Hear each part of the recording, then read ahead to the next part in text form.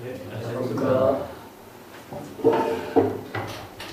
솔직히 일찍 눌러줘 빨리. 정도가 이번 주는 세 번째, 이 교재는 27쪽에서 시작하겠습니다. 칠판에 우리가 써놨는데 수무념이고 수무생인가, 약실무생이라면 무불생이요, 이 두 구절을 먼저 하겠습니다.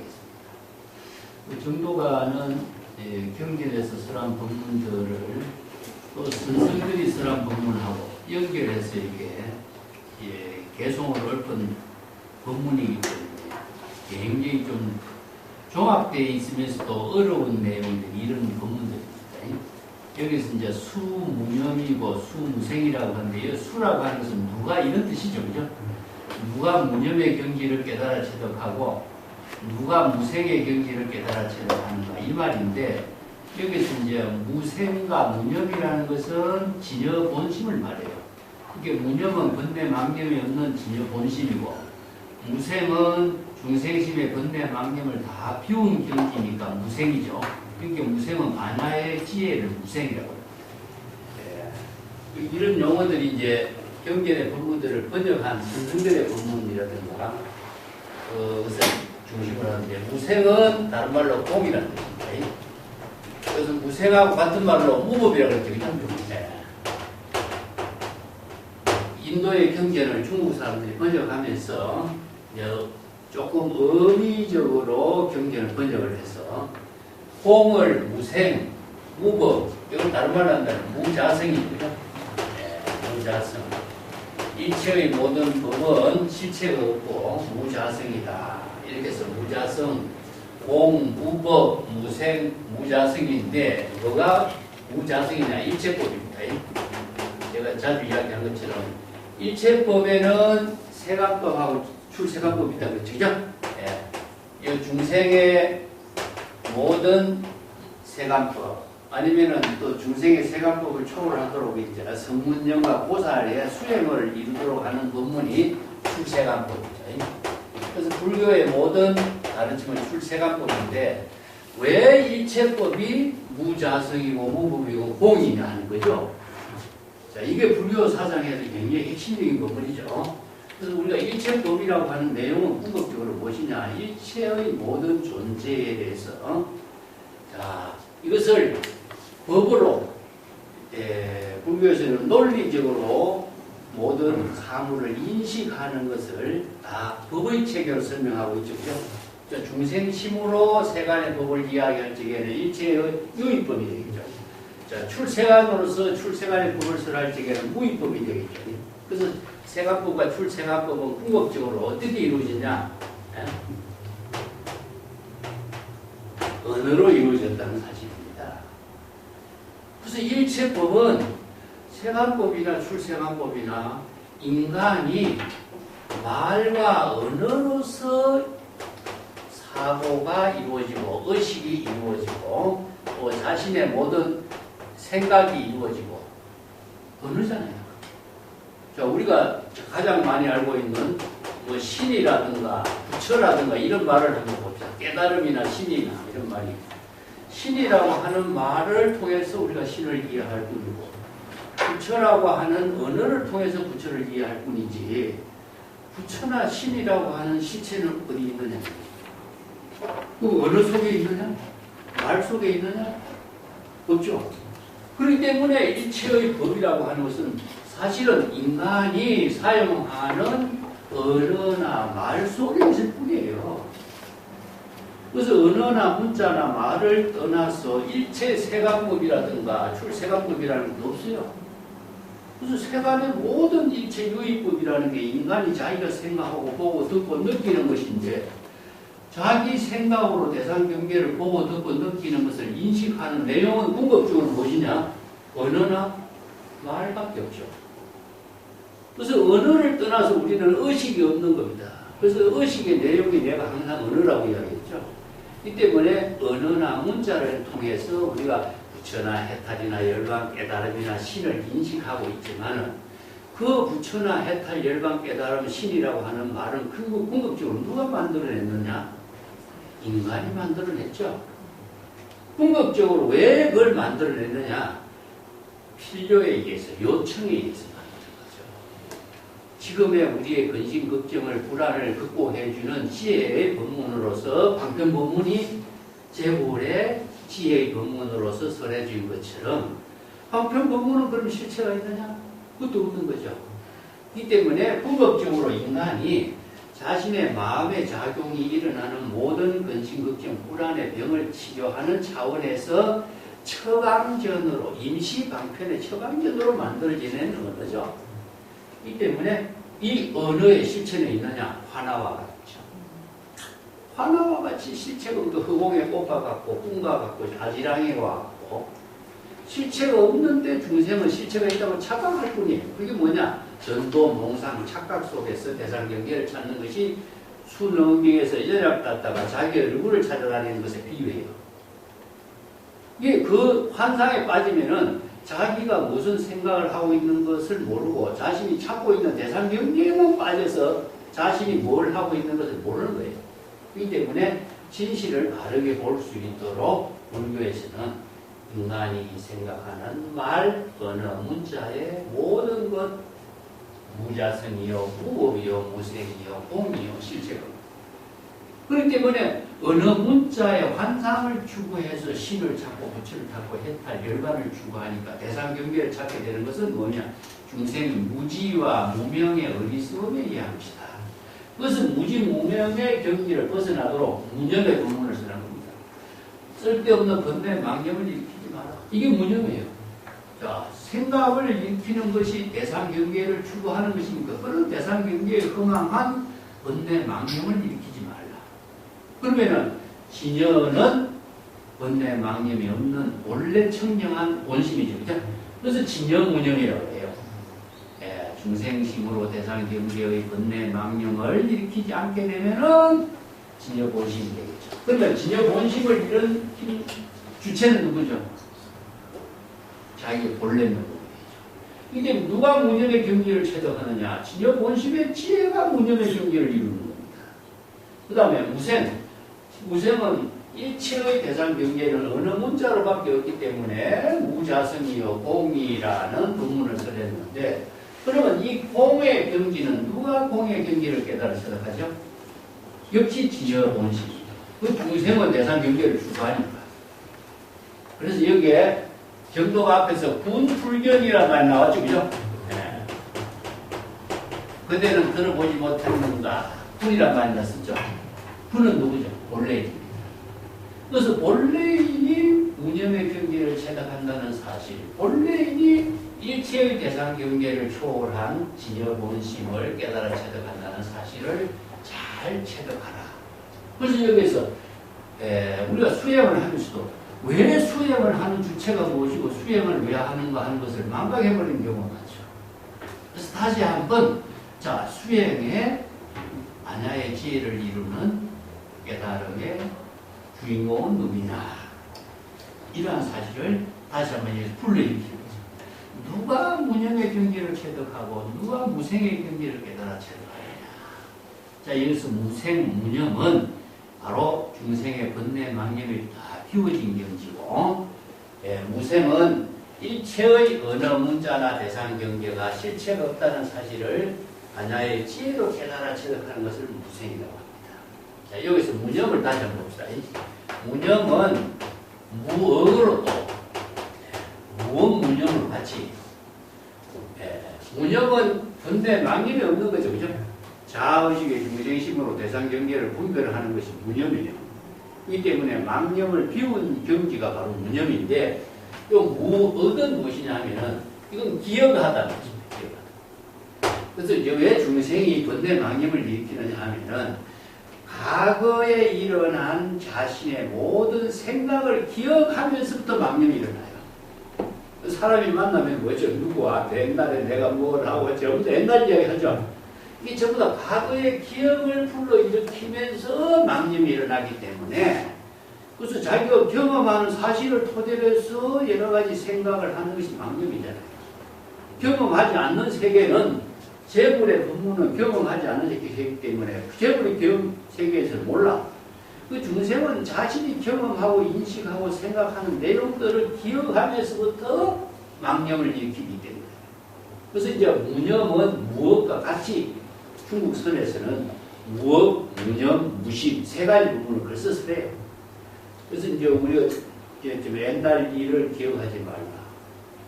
옛날의 잘못을 다시 한번 기억하게 되면은 그 잘못을 기억하는 그 일이 바로 지금 여기에서 업을 짓는 것이 돼요. 옛날에 업을 지었는데 그것을 다시 기억을 하면 지금도 그 업을 짓는 일이 만들어지 버려요. 그렇기 때문에 그 무업은 업을 짓는 업장입니다.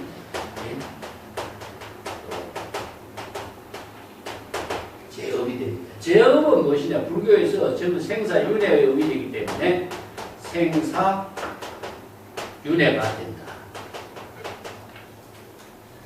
그래서 생사윤회라고 한 말도 내가 자주 쓰지만 구체적으로 생사윤회란 말은 알지만 생사윤회의 내용이 무엇인가에 대해서는 우리가 다시 또 생각 안 해보죠. 생사윤회인가 보다. 생사윤회의 고통을 받는다. 근데 생사윤회의 고통을 그럼 어떻게 받는가? 이 업하고 생사윤회의 고통의 관계는 어떻게 이루어지는가? 구체적인 내용을 우리가 한번 생각해 봐야 되겠죠. 그래서 중생이 업을 짓고 생사윤회의 고통을 받는데 그 구체적으로 어떻게 이루어지는 것이냐 하는 거죠. 자, 여기서 과거의 일을 기억하는 제업이 되면은 제업을 짓는 것 자체가 생사심이 되는 거죠. 생사, 번뇌, 망념이 되는 거죠. 생사, 번뇌, 망념이 이루어진과 동시에 윤회를 이루게 되는데 생사, 번뇌, 망념 그 자체가 자신이 중생심의 고통 속에서 소용돌이 치는 윤회 속에서 자기가 갈등 속에 빠져버린다는 것을 말해요. 윤회. 그래서 육도 윤회를 이야기하지만은 지옥왕이 축생, 인간, 천상, 아수라 이런 말도 육도 윤회지만은 생사, 번뇌, 망령 그 가운데의 수레바퀴 속에 자기가 거기서 빠져서 헤어나지 못하게 되는 거죠. 자, 이것은 무엇이냐? 제업이 바로 고통으로서 이루어지기 때문이기 때문에 생사윤회 고통이라고 하는데 제업의 내용은 무엇이겠어요? 전체적으로 뭡니까? 불안입니다.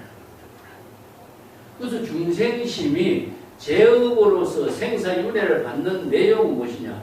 자신이 모든 불안을 만들어내죠. 이게 자기의 불안에 번뇌 망념을 통해서 불안이 이루어지는 것이 바로 고통을 받는 거예요.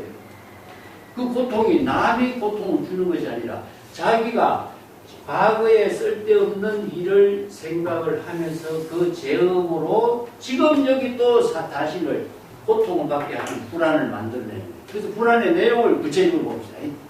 자, 우리가 불교에서 고통이라고 하는데 고통이라는 것은 정신적인 불안입니다. 마음에 편안하지 못한 고통을 주는 것을 생사윤회의 고통이라고 하는데 우리는 불교의 신법이기 때문에 영원히 고통을 받는 것이 아니라 우리 마음이 지금 여기에서 고통을 받는 일이거든요. 그래서 이제 전체적으로는 불안이야. 불안의 내용을 봅시다. 근심, 걱정, 두려움, 초조, 공포, 스트레스 여러 가지로 그 불안이 자기의 모든 정신적인, 육체적인 고통을 만들어가는 거죠. 자, 이것이 어떻게 순환되느냐? 자, 수레바퀴가 굴러가는 것 같아요. 생사윤회한다는, 윤회는 수레바퀴가 굴러가는 것과 같은 고통이 이제 거듭 순환 속에서 반복되면서 가중되어 나가는 거죠. 그때 한 번의 고통은 끝난다면 이것이 고통이라고 말할 수가 없어요. 끊임없이 순환되면서 가중되어 나가는 고통을 받는 인연이 만들어지기 때문에 이런 중심적인 고통 불안을 소멸시키도록 하는 것이 뭐냐? 과거에 쓸데없는 생각, 망념, 업장을 다시 한번 기억하지 말라. 자, 왜 그러냐? 지금의 귀중한 생명의 지혜로 작용하는 시간을 이 과거의 불안이 전부 다 망치게 만들어요. 그렇기 때문에 불교는 얼마나 현실성의 종교인가 하는 걸 알 수가 있습니다.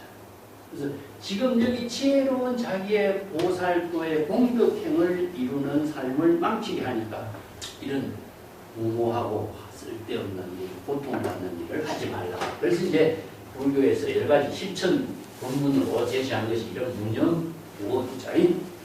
자, 여기에서 무생이라고 하는 말을 가지고 이때 다시 본문을 한번 더 했어요. 만약에 무생의 실로, 진실로 무생의 경지를 깨달아 체득했다면은 무불생의 경지를 이루는 것이니 이런 뜻이죠. 여기에서 무생은 무엇이냐? 만약에 지혜, 공의 경지를 이뤘다면 공은 무엇이냐?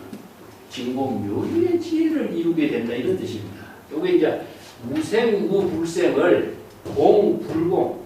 자, 여기 내가 책에도 조금 설명해 놨습니다. 이것은 금강경, 유마경에서도 설해놓은 법문이 있지만은 지난 우리가 신신명 공부하면서도 그 유마경의 법문을 가지고 내가 언급을 했죠. 그걸 이제 선생들은 진공, 묘유라고 합니다. 뒤에 그 정도가에서 요 공불공의 법문을 두 번 설해요. 28페이지 내놨습니다. 정도가 육반 신용의 공불공이요. 여러 가지 나와요. 그래서 이 법문을 공불공, 진공, 묘유의 법문을 두 번 설해요. 이제 오늘 뭐냐? 바로 무생의 경지를 빌면은 진여일심을 이루어요. 진여일심의 경지를 이룬다면은 진여일심의 경지는 공이죠. 그대가 누가 진여일심의 경지를 깨달아 체득한다면, 자, 요게 진여일심입니다. 공입니다. 번뇌 망념이 다 비워진 겁니다. 진여일심의 경지를 체득한다면은 진여일심은 지혜로 여법하게 작용하게 된다. 이런 뜻입니다.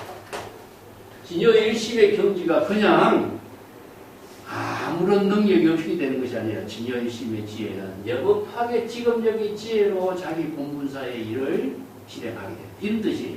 그렇기 때문에 자, 진여일심의 지혜를 공불공이라고 합니다. 이걸 금강경에서는 뭐라고 했습니까? 무실, 무어라고 했죠.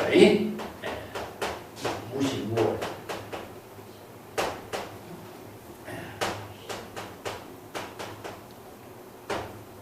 그걸 이제 진공묘유로 표현해요. 그래서 경전마다 이 진여일심의 지혜를 이루는 법문이 바로 공불공의 법문으로서 아주 불수의 논리체계로 정확하게 불교는 객관화시켜서 설법을 해놨어요. 그 객관화시킨 설법이라는 것은 일체의 중생이 모두 똑같은 재불의 경지를 깨달아 체득하는 법문이죠. 그렇기 때문에 공불공의 법문을 여기에서도 두 번 언급을 하고 있습니다. 정도가 있어. 진실로 무생의 경지, 반야의 지혜를 깨달아 체득한 입장이라면 진여일심의 반야의 지혜가 여법하게 이루어지지. 그래서 이제 발심 수행한 무생의 경지를 이루면은 정각을 이루는 지혜가 작용하게 된다. 이런 말이죠. 그렇게 발심 수행은 전부 다 일체 번뇌 망념을 다 피운 진여 본심을 회복하는 것이고, 정각은 진여일심의 지혜가 재불열애와 똑같은 지혜로 작용하는 경지를 이루게 되는 거죠. 유마경에 이제 참고로 불구품의 설법은 부류여, 불무여 이렇게 이런 법문으로 설해놔요. 공불공을. 그 다음에 무제, 무부제. 요 말은 이제 유마경에서도 천녀가 재불의 설법은 공불공을 무제, 무부제 이렇게 설법하기도 하고, 또 불유여, 불무 이렇게도 설법하기도 하고, 금강경에서는 무실, 무어라고도 설법하기도 합니다. 자, 이런 법문들을 종합한 것이 대성기신에서는 여실공, 여실불공, 성만경에서는 여실공열애장, 불공열애장, 이런 법문들이 경전에 다양하게 설법되어 있어요. 이걸 이제 중국 선생들은 하택신의 선사가 진공, 묘유 이런 법문으로 정리하는 거예요. 그런데 여기서도 무생, 무불생이라는 이 법문은 유마경에 의한 법문입니다. 그래서 유마경이 중국 선불교에 미친 영향이 이런 법문에서도 그대로 드러나요. 우리가 앞에서 공부했던 신신명에서도 유마경의 법문에 토대가 되고 있다는 것을 여러 번 이야기했습니다만, 금강경을 가지고 무실무어라고 하면 될 텐데 왜 금강경에 무실무어라는 말을 안 쓰고 여기서는 이렇게 무생, 무불생 이런 법문을 쓸까? 근데 금강경에 무실무어라고 하는 법문은 반거사 어록에 써요. 반거사 어록에서는. 그래서 이제 선생들이 자신이 주목한 경전의 법문을 자신의 설법에서 여러 가지 사용하기도 하는데 여기서 유마경의 법문이 중심이 되어 있습니다. 그래서 진공묘유의 법문인데 이 진공묘유의 법문을 제가 정법을 설하는 입장에 이해를 하는 차원에서 수십 번 이야기했죠. 이걸 한번 또 다시 한번 정리를 해봅니다. 불법 공부는 이런 논리 체계를 정확하게 이해하지 못하면요, 많은 방편의 언어의 혼란 속에서 갈등에서 벗어나지 못해요. 그래서 수없이 많은 방편의 언어를 법의 체계로 이게 어디에다 탁탁탁 연결해서 기와 조각을 벽돌을 갖다가 쌓아놓는 것처럼 갖다 붙일 수가 있어야 돼요. 진여일심이 진여법이래. 진여법이. 자, 여기서는 우리가 어떻게 이루느냐. 공, 불공을 봅시다. 공의 경지를 이루게 하는 것은 무엇이냐 하면 중생의 망심을 다 비우는 거거든요. 중생심을 비우는 게 공입니다. 그렇게 모든 것을 비우는 것이 공이 아니라 자의식으로 대상 경계를 비우는 거예요. 자, 이걸 이제 조금 유식처럼 한다면 육근과 육경의 경계, 육진의 경계를 다 비우는 거예요. 이 때문에 중앙과 객관의 대상 경계를 분별하는 중생심 의식의 모든 본내 망령을 다 비우는 것, 이런 뜻입니다. 중생의 심 의식을 비우는 것. 그러면 중생의 심 의식을 비울 때는 어떻게 비워야 되겠죠? 자, 불지견으로서 발심 수행했다 그러죠? 발심 수행. 그래서 공의 실천은 발심 수행을 통해서만 이루어진다. 왜 그러면 발심 수행을 중생은 할까요? 아까 이야기했지만은 생사윤회의 고통을 싫어하는 원래 근원적인 재물의 원력을 갖고 있어요. 일체의 모든 중생들이 고통을 좋아하는 사람 누가 있어요? 근데 고통인 줄 모르기 때문에 고통에서 벗어나지 못해요.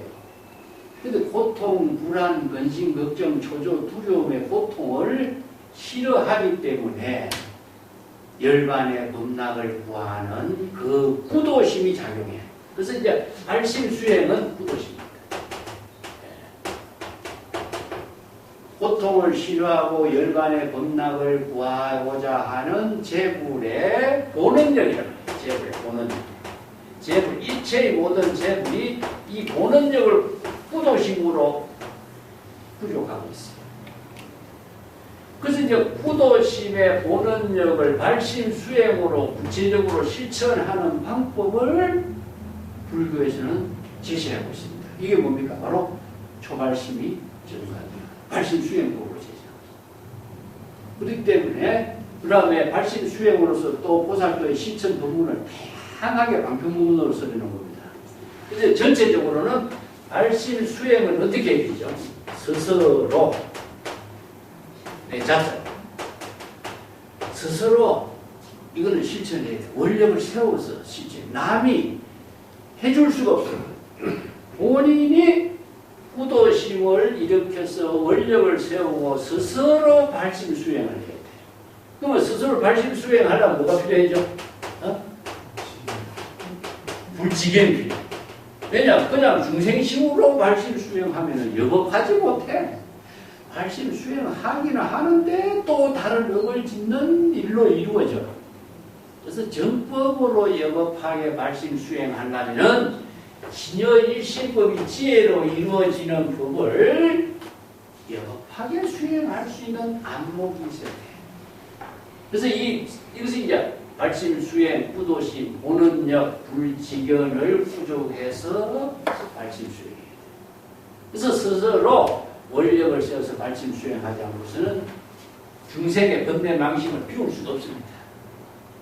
자, 여기서 연결하는 겁니다. 공의 실천은 부도심으로 발심 수행하는 일이다. 이런 뜻입니다. 그렇게 되면은 이거는 불공은 뭡니까? 저절로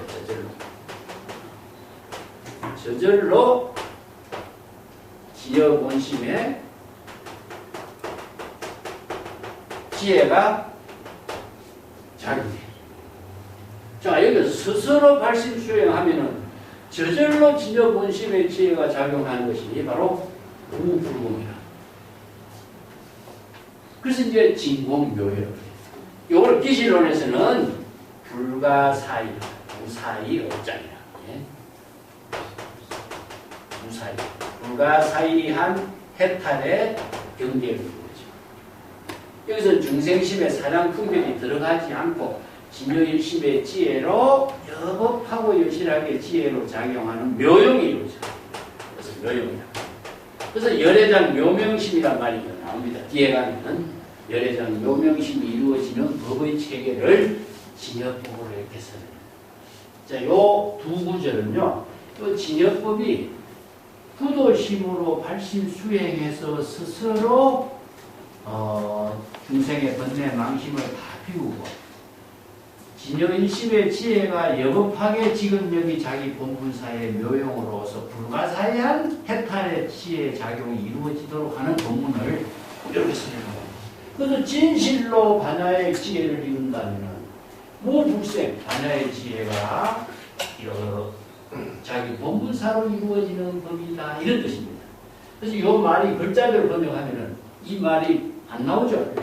이때 이 법은 불교의 모든 방편 법문은 언어로서 설법을 했지만은 진여일심의 지혜를 설하는 법문이에요.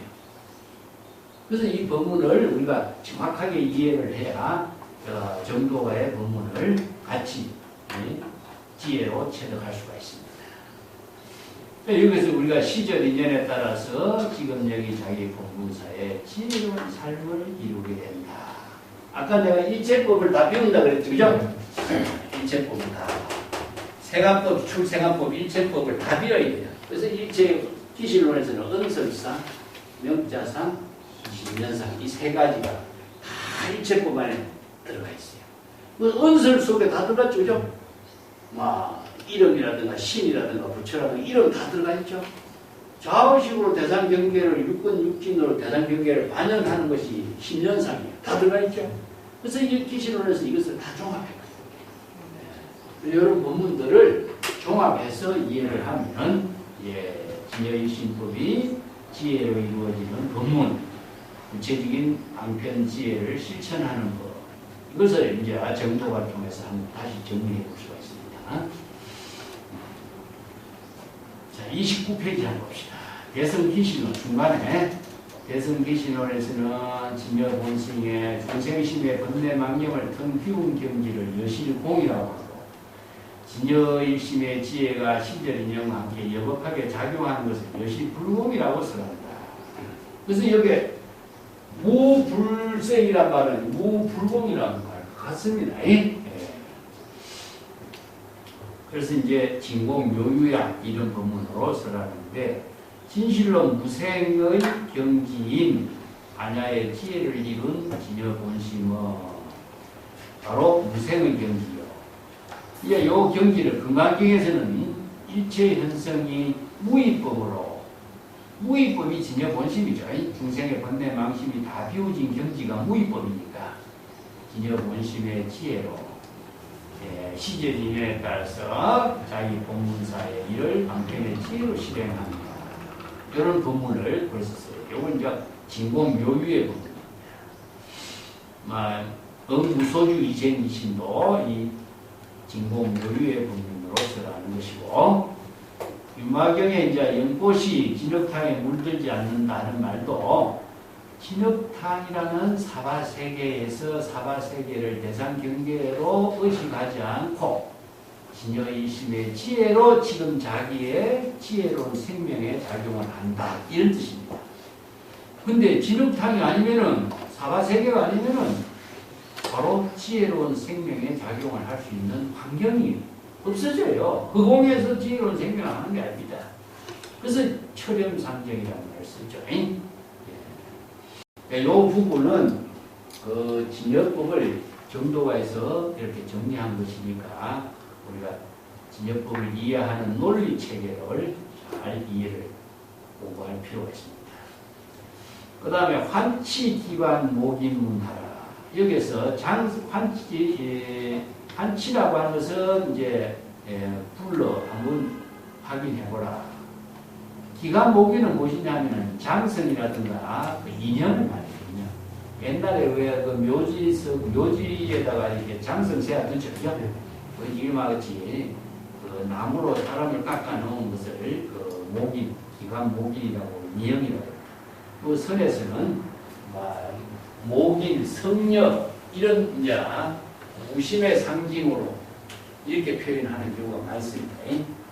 경제에서도 많이 언급하고 있어요. 모기, 성녀.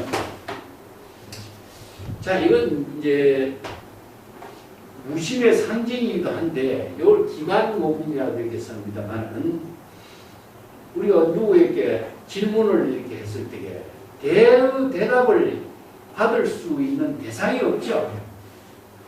중국 선생들이 이제 선지식을 찾아보고 선문답을 하는데, 무엇이 부처입니까? 이런 말 하죠, 그죠?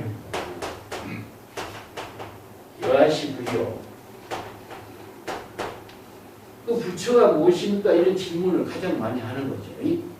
근데 부처를 스승이 무엇이라고 대답해 준들 스승이 보는 법문이 아무리 훌륭해도 그 자신이 부처의 경지를 깨달아 체득해야 자신이 이 질문에 해결되는 것이지 아무리 좋은 대답을 해주고 경전에 좋은 설법을 해놔도 자신이 부처가 무엇인가 하는 그 본질의 그 문제점을 자각하지 못한다면 자기에게는 이것이 아무런 의미가 없죠.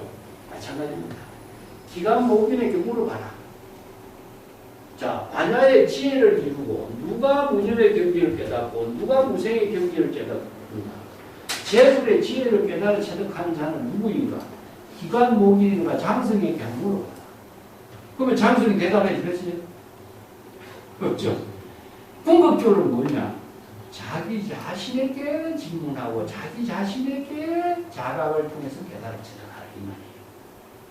이게 선문답의 특징이에요. 그래서 자문자답이라고 해요.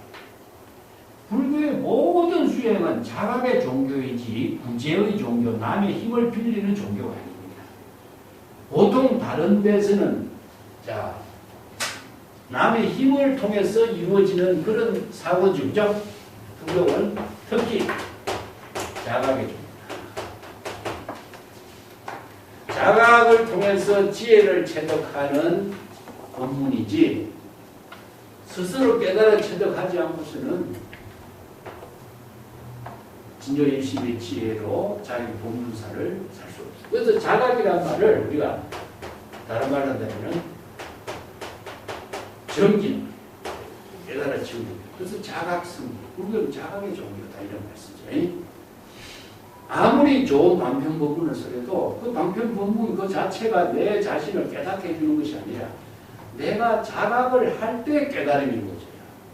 그래서 이제 자각할 수 있는 방향을 제시했을 뿐이지 본인이 사유하지 않고서는 깨닫지 못하는 법문이에요. 선성이 아무리 훌륭해도 선성의 법문을 그대로 내 깨달음을 만들어주는 힘이 되는 인연이 되지. 직접 그것을 깨달아 체득하지 않고 그것은 맹랑자지라고 해요. 스스로 물을 마셔서 물을 참맛, 더운 맛을 자각하라 이런 말씀입니다. 직접 남의 힘을 받아서는 안 된다. 자기 스스로 그 경지를 이루어야 된다.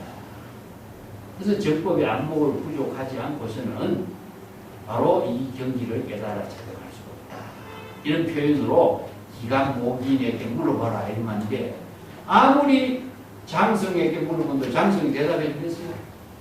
아무리 스승에게 물어도 스승이 대답해 줘도 그것이 자기 깨달음으로 연결되지 않아. 자신이 자각했을 때 깨달음으로 이루어진다. 이런 부분이죠. 그래서 누가 무념의 경지를 체득하고 누가 무생의 경지를 체득하느냐. 결국 자기 진여인심의 지혜로 깨달아 체득해야 합니다.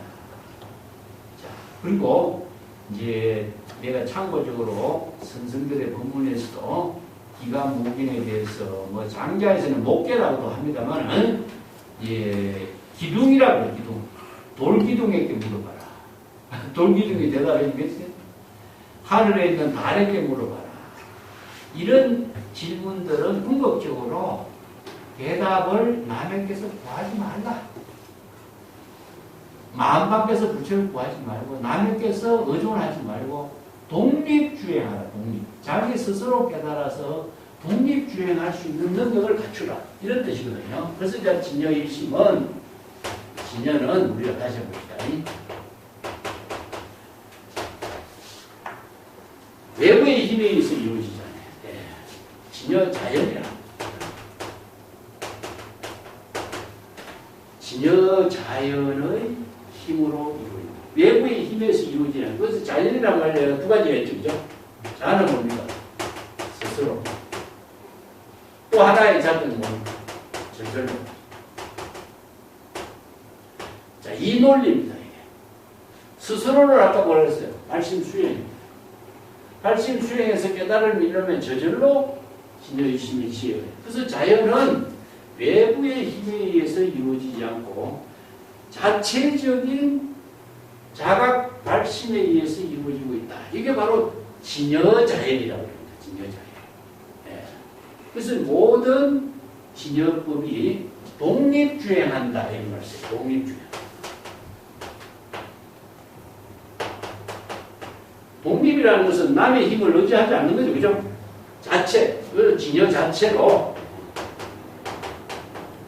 진여 자체가 독립적으로 독보행을 한다. 이런 것입니다.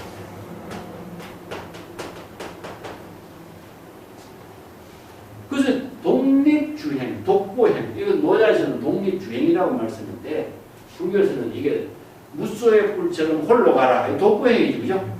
그래서 진여 자체가 스스로 발심 수행하고 스스로 자각해서 스스로 독자적인 방편의 지혜로 지금 여기 자기 본분사에 생명활동하고 나무나 물이나 모든 자연의 존재가 남의 힘을 받고 사는 존재가 어디 있어요? 각자 자체의 묘용으로 지혜로운 생명으로 작용하고 있는 것이다. 그래서 이제 우리가 남의 힘을 받아 사는 것 같지만은 모든 존재는 각자 자신의 지혜로운 생명으로 작용하고 있다는 사실을 진여법으로 주장했습니다. 근데 이러한 사실을 모르고 자 부처의 지혜를 구하려고 여기저기 노력한들 그런 노력이 아무리 많이 한들 부처의 지혜를 구해서 부처를 이룰 수가 있겠느냐 이거죠. 거기에 구불시공 조만성 이렇게 부처의 지혜를 구하려고 여기저기 대상을 구해서 찾아본들 어느 때 부처의 지혜를 이루어서 성불할 수 있겠는가? 자, 어리석은 사람들은 남의 힘을 얻었고 남의 도움을 받아서 성불할 것이냐 여기저기 돌아다니지만 그것은 쓸데없는 시간을 낭비하는 일이다. 이 때문에 제불려가 중생들에게 각자 스스로 자각 발심할 수 있도록 방향을 제시했을 뿐이지 중생을 위해서 제불려가 설법했다. 중생을 구제하기 위해서 설법했다. 그런 법이 있을까? 그게 참 듣기 좋은 소리죠. 신이 모든 사람들 다 사랑하고 신이 다 구제해주고 하는 것처럼 하니까 얼마나 쉬운 종, 그보다 더 쉬운 종교는 없어. 그렇지만 실제적으로 더욱 많은 고통이 따르고 더욱 많은 그 전쟁이 일어나고 얼마나 많은 사람들이 신의 이름으로 목숨을 잃고 있습니다. 참 안타까운 일이죠. 자, 이거는 각자 자각을 통해서 설법을 할 수 있도록 자각을 할 수 있도록 설법하는 것이지 그래서 불교는 구제의 종교가 아니라 자각의 종교라고 하는 사실을 진여법으로 설한 것이다. 제불려가 중생을 설법해서 구제했다 이런 말은요 이게 불교를 잘못 알고 있는 겁니다. 부처님이 중생을 위해서 대상으로 설법한 것이었다. 건강기도 설하고 있잖아요. 부처님이 중생을 한 중생에도 굳이 한 일이 있느냐? 굳이 한 일이 없다고 그러잖아요. 그렇죠? 그렇기 때문에 자기 공부사로서 설법하는 것이고 모든 중생들은 원력 발심을 세워서 보살도의 원력을 실천함으로 해서 구도행으로 제불의 경지를 이루는 것이고 그래서 여시 설법하고 여시 아문이 진여이심의 지혜로 이루어지는 경지를 제시한 것이 불법이다. 그런 의미죠. 이러한 사실을 잘 모르고 전부 다 어조원형의 종교 형태로 자꾸 나아간다면 경전의 법문을 전부 다 매도로 만들어버려요. 그 뒤에도 그런 부분이 나오기 때문에 오늘 여기서는 진여뿐만 이야기하겠습니다. 자, 여기서 정멸이라고 하는 두 번째 제목으로 넘어갑시다.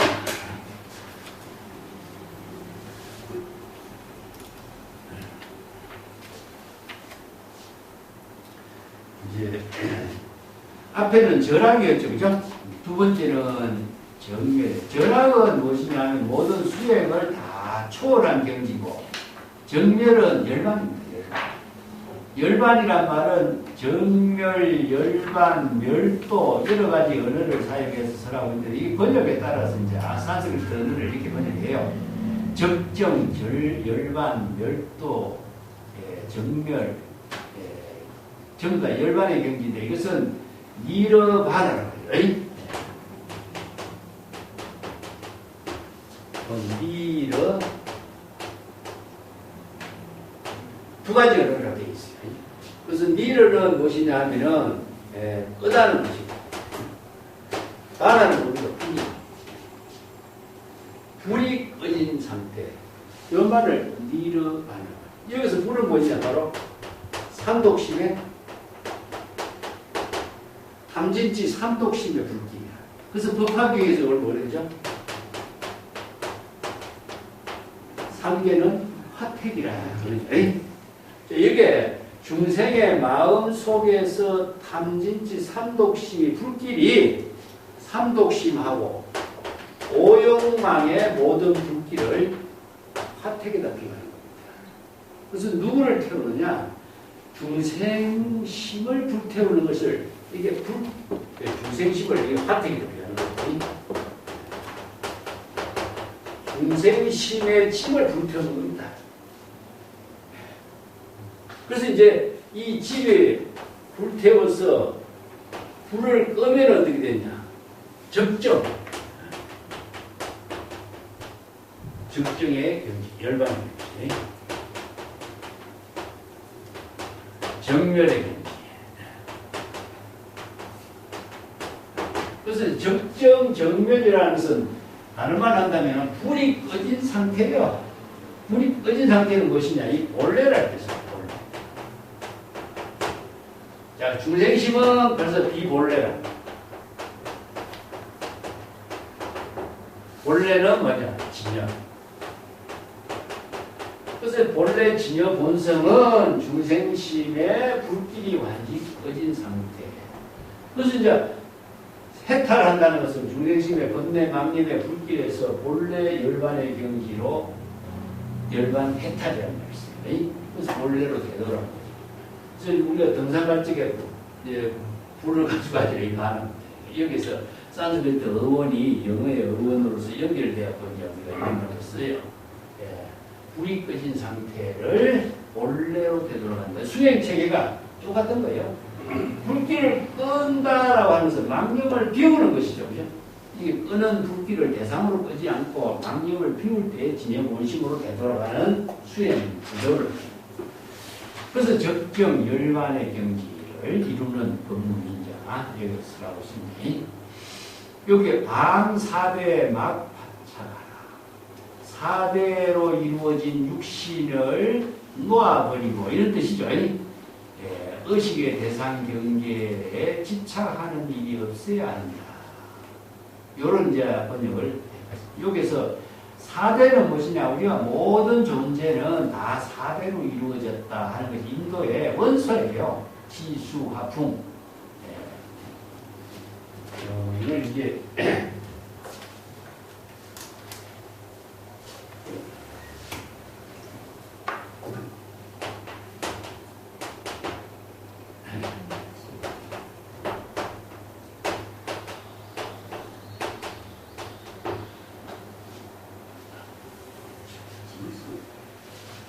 탑을 이제 이게 표현하는데,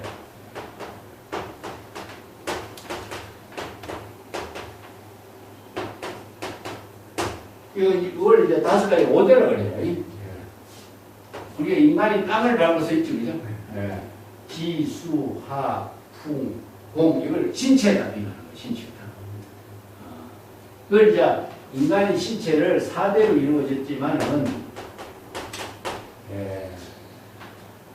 그 4대의 원소라고 하는 것은 이건 뭐 인연으로서 작용하는 거거든요. 바람도 항상 있는 것이고, 불도 있는, 기운도 있는 것이고, 물도 소용돌이 하는 것이고, 땅도 고착되어 있습니다. 그것이 이제 이것이 4대로 이루어진 인간의 모든 신체를 이렇게 4대 5 이렇게, 요거는 육체적인 구성 체계를 말하고, 5는 무엇이죠? 정신적인 인지 체계를 말하고, 이렇게 4대 5를 갖고 인간의 신체를 비유해요. 근데 여기에 4대 5를 다 비우고 내던져버리고, 방이라고 하는 것은 방아착과 같이 무심이라는 견지입니다. 의식하지 말고, 방은 이제 방아착입니다. 무심.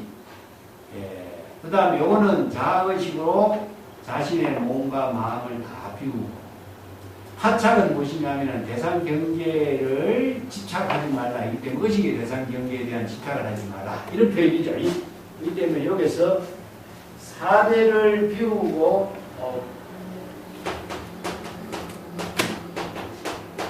무심의 경지다. 대상 경계를 파착하지만은 무사해. 나를 만난다면은 하공, 법공. 자의식을 비우고 대상 경계를 비우고, 이런 말을 이렇게 표현한 거예요. 의식의 대상 경계에 보이는 데서 물건을 붙잡으려고 하지 말라, 이 말이거든요.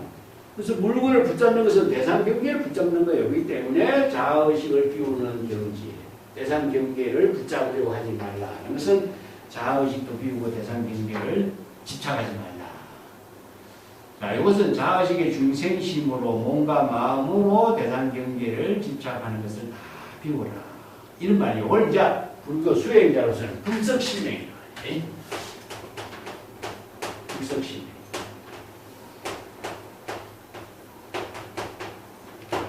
임원망구 이렇게 씁니다.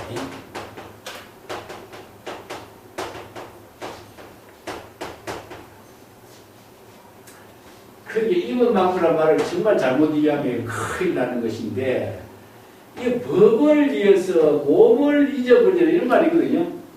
이 법이라는 건 어떤 법이죠?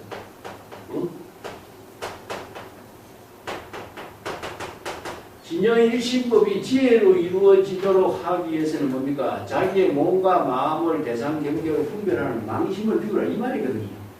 근데 법을 위해서, 불법을 위해서 자기 몸을 불태우라 해서 소신공양을 여기다 갖다 붙여요. 네. 소신공양. 법하기 위해서 나오는 소신공양을 갖고, 어떤 사람이 이법망구로서 몸을 불태워서 이렇게 붙이는 게 공양해. 이런 말 들어본 적 있죠? 이 공양은 법공양입니다. 법공양. 진여일심의 지혜로 법공양하고 재불의 우주 법계의 이체 재불과 함께 공양을 하는 것은 법공양이고, 소신은 무엇이냐 하면 아공 법공을 소신이라고 해요. 자아의식과 대상 경계를 다 비우는 게 소신이라고 해요. 이 때문에 자신의 몸과 목숨을 의식하지 않는 것은 무엇이냐? 바로 무심을 말하는 무심. 이게 공의 상태. 공의 상태. 자, 진여일신법이 지혜로 이루어지도록 하는 구법자는 자신의 몸을 의식하지 않아야만이 지금 여기 자기 본분사에 지혜로운 삶을 살 수가 있는 거죠. 이런 표현인데 이걸 잘못 이해해서 오해를 만들어내면은 몸을 그냥 불태우되고 이런 이제 부작용이 생깁니다.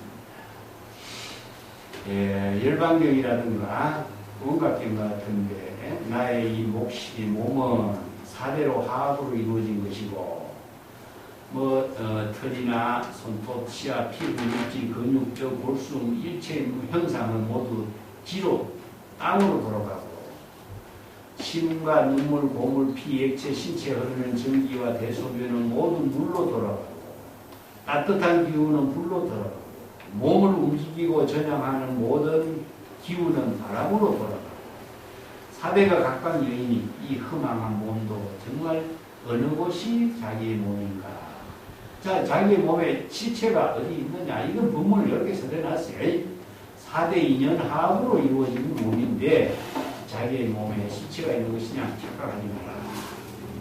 그 원효의 발심 수행장에 기가매양하에도 자신은 전개여 창조수호하에도 면필주종에 유명한 본문이 있죠. 그죠? 예, 달콤하고 좋아하는 음식으로 이 육신을 양육해도 이 몸은 반드시 파괴될 것이고 부드러운 옷으로 몸을 감싸도 이 목숨은 반드시 마칠 날이 있다. 이 말이 원효의 발심 수행장이죠. 그죠? 기가매양하에도 자신은 전개 창조수호하에도 면필주종이다. 이런 부분은 여기 번역을 주는 겁니다. 신신명에 들려 꿈과 하나와 흠과 꿈과 같은 흠망한 육신에 어찌 집착하는가. 이게 구도자는 몸을 버리라 뜻이 아니라 의식하지 말라는 뜻입니다. 이런 대상 경계를 분별하고 의식하면은 진정한 직업력이 진여의식의 지혜를 이루는 본분사를 할 수가 없다. 이런 의미로 이런 구법의 뜻을 제시하고 있어요. 그렇기 때문에 그 뒷장 31쪽에 봅시다. 내가 그 유마경에, 부파경 유마경에서 불석신명이라고 하는 그 본문을 자주 해요. 자신의 몸과 목숨을 의식하지 말라. 자의식을 하지 마라. 이게 뭡니까? 아공법봉이죠. 그렇기 때문에 이 불석신명을 자신의 몸과 몸을 아끼지 말라. 이렇게 번역하면 됩니다. 이것은 의식하지 말라. 이렇게. 의식하지 않는 것이 아끼지 않는 거예요. 사실은. 그렇기 때문에 그런 대상 경계를 분별하면 몸과 몸을 대상 경계로 분별하면 직업력이 진여일심의 지혜는 본분사로 시행할 수가 없다. 그런 경지죠. 자, 그런 경지에서 정멸성중의 수문탁이다. 이 정멸이란 말이 이제 열반의 경지죠.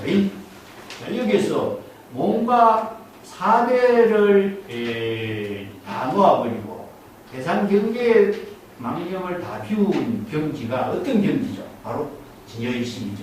이게 그 경지가 바로 정멸의 경지죠. 그래서 정멸성중이라는 것은 진여일심입니다. 사대를 다 비우고 대상 경계에 집착하는 망심을 다 비울 적에 정멸성중입니다. 앞에서 정멸성이라는 말이 좀 나왔습니다.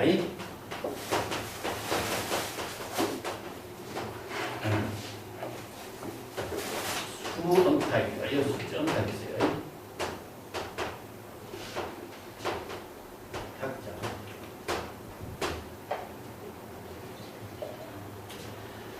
여기서 정멸은 진여본성이죠. 진여본성입니다. 아까도 얘기했지만은 진여본성을 열반이라고 해요. 그 진여본성을 본래 열반이라고 해요. 본래 열반. 진여본성이 본래 열반, 정멸성중 똑같은 말이에요. 그렇기 때문에 진여본성의 지혜로 시절 인연에 따라서 물을 마시고 음자를 물을 마시거나 음식을 먹거나 시절 인연에 자기 본분사를 한다. 이런 뜻이에요. 물 마시고 싶을 때 물 마시고 음식을 먹고 싶을 때 음식을 먹고. 이게 장자에 보면은 뽕이 2걸음 가서 물 한 모금 마시고 또 3걸음 가서 오이를 한 점 이런 말 써요. 이게 뭡니까? 바로 세장에 갇힌다면 그런 일을 할 수가 없죠. 진여자연이라. 이게 이어서 이제 다른 말 한다면은 진여자연의 경지다. 진여자연의 경지가 시절 인연에 걸림이 없이 대상 경계에 집착하지 않고 자유자재로 시절 인연에 따라서 자기 본분사일을 한다. 이것을 우리가 법성계에서 뭡니까? 수연성이라죠. 그죠? 수연성입니다. 불수자성, 수연성이에요. 이게 법성이 시절 인연에 따라서 대상 경계에 집착하지 않고 진여 일심의 지혜로 시절 인연에 따라서 자기 일을 물 마실 때 물 마시고 음식 먹을 때 물 먹고 이게 뭔가 지금 여기 자기 공부사 일을 하는 경지를 이룬다. 이런 표현을 이렇게 한 거예요. 이 때문에 정멸성정의 수응탑이요. 열반 격정의 경지에서 시절 인연에 따라 자기 공부사 일을 자유자재로 실행하는 경지를 이룬다. 이런 경지를 이루려면 무신무사의 경지에서 이런 일을 이룰 수가 있는 것이 바로 정멸의 경지예요. 정멸이라고 해서 열반의 경지가 안정된 상태로 가만히 있는 것이 아니에요. 바로 열반의 경지는 다른 말로 한다면 시절 인연에 지금 여기 자기 본분사를 실행하는 것을 열반이라고 해요. 그래서 해탈 열반이 깨달음의 경지에 가장 가만히 있다고 생각했죠. 이건 죽은 생명이에요.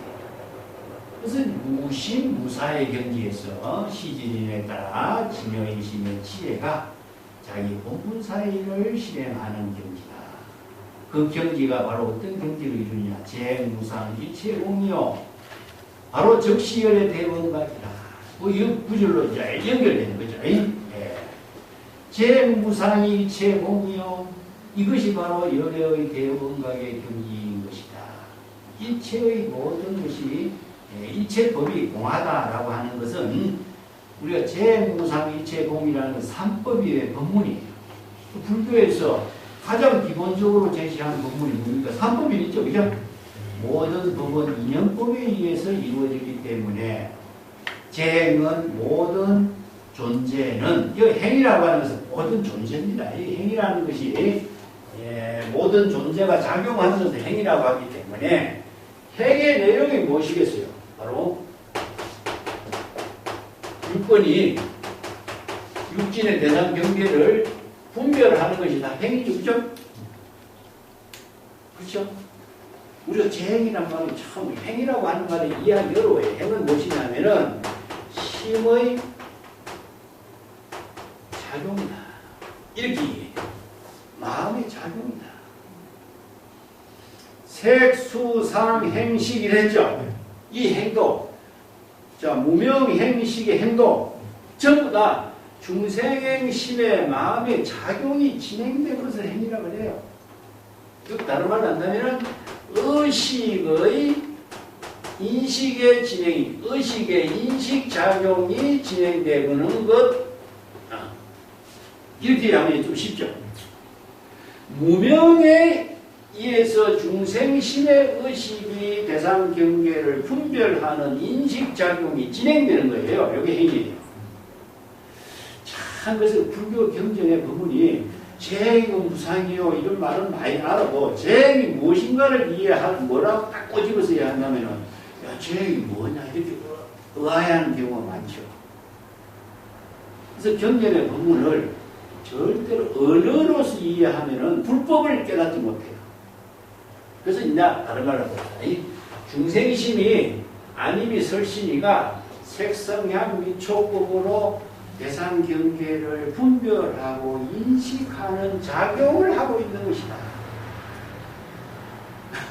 이거 아니라도 중생심의 미세한 작용이 마음 작용이 대상을 분별하는 인식 작용이다. 자, 오온에서 인식 작용이 뭡니까? 내가 옛날에 어떤 사실을 기억을 하는데 그 옛날에 기억했던 내용의 사실을 무엇인가 저것이 무엇인가를 이해하도록 기억한 사실을 불러일으키죠. 그것이 인식작용에 불러일으키는 작용의 행위예요. 그래서 수상행식 하면 뭔가 아 저것이 꽃이다 하는 것이 판단이 나오는 것이 인식하는. 그래서 중생심의 마음작용이 의식으로 대상경계를 분별하는 인식작용이 진행되는 것이 행위거든요. 이 때문에 재행은 뭡니까? 전부 다 무상하죠. 왜 무상하다고 그러죠? 아까도 이야기했습니다. 인식작용의 내용은 뭘까요? 인식작용의 내용은 항상 우리가 그냥 인식작용이라고 이해하는데 인식작용하는 내용이 왜 무상한가 하는 것은 언어라고 하는 사실입니다.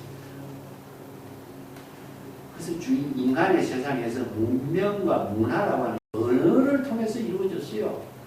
우리가 사물을 기억하고 이해하고 말을 하고 모든 것을 다른 사람에게 설명하는 것도 전부 다 언어입니다. 언어. 아무리 진실된 깨달음을 설법을 했더라도 언어로 설법하는 거예요. 언어로 이야기하는 거예요. 근데 언어는 실체가 있습니까? 소리밖에 없어요. 소리. 그런데 언어는 소리이기 때문에 실체가 없지만 언어를 듣고 자각했을 때는 뭡니까? 언어를 듣고 자각할 때는 지혜를 이루어요. 그래서 방편법문을 듣고 중생의 소리를 듣게 되면 분별심이 작용하지만 방편법문을 듣게 되면 뭐가 작용하느냐? 진요일심의 지혜가 작용해요. 지혜가 작용하는 것이 깨달음인 겁니다. 그래서 출세간의 방편법문을 설해서 그 방편법문을 자각해서 자신이 진여일심의 지혜로 깨달음을 이루는 경지를 체득하도록 하는 거예요. 이게 바로 중생심의 고통에서 진여일심의 지혜로 전환하도록 설하는 부분이에요. 이 때문에 언어라고 하는 것을 통하지 않고서는 깨달음을 이룰 수가 없어. 근데 언어를 대상 경계로 분별하면 중생이 또 돼. 그래서 이 법문의 미묘한 차이가 여기 있어요. 모든 것은 언어밖에 없는데 언어를 분별하고 언어를 의식하고 언어로 설법하는 겁니다. 우리가 생각하는 내용도 다 언어예요. 내가 지금 옛날 과거의 모든 기억을 하는 거 다 내용을 따져보면 뭡니까? 기억하는 내용도 언어예요. 이미지로 보고 듣고 느끼는 것도 전부 다 언어입니다. 그 언어를 통하지 않고서는 우리는 기억할 수도 없고 생각할 수도 없고 말할 수도 없어요. 근데 그 언어가 생각하는 내용이 실체가 있느냐? 없는 거죠. 그래서 일체가 무상한 것이다. 공한 것이다. 무아인 것이다.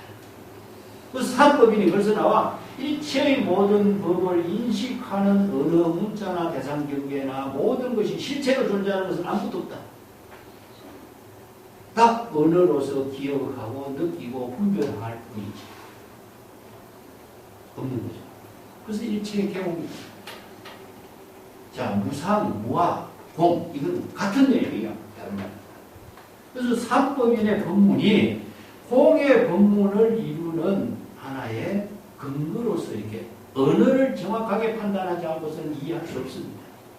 그래서 불교의 모든 사상은 인식, 철학 속에 이루어져 있지만 그것이 대상을 분별할 때는 중생심이고 진여일심의 지혜로 자기 본분사를 이루게 하는 힘이 작용할 때는 재물이 열려야 돼요. 그래서 이 법문을 통하지 않고서는 우리가 깨달음을 이룰 수가 없다. 그래서 일체 무상, 재무상, 일체 공이라고 부르고 있습니다. 자, 무상하기 때문에 일체의 모든 대상 경계는 실체로 존재하는 것이 없어. 제법은 이어서 재행이라든가 제법이라든가 우리가 뭐 옛날에 삼법이 공부할 적에 다 했습니다만은 제법이라든가 제법은 재행이라든가 어떤 차이가요? 제법하고 재행. 재무상하고 제법 무아라고 합니다. 제법이라는 것은 일체의 모든 존재를 이야기합니다. 이 존재가 대상으로 존재하는 것도 있지만은 우리 의식으로 인식하는 존재도 존재해요. 재행이라고 하는 것은 뭡니까? 아까 이야기했지만은 마음의 작용이라고 했잖아요. 우리가 모든 존재를 인식하고 분별하는 작용, 모든 존재가 작용하고 있는 실체로 존재하고 있는 작용, 것.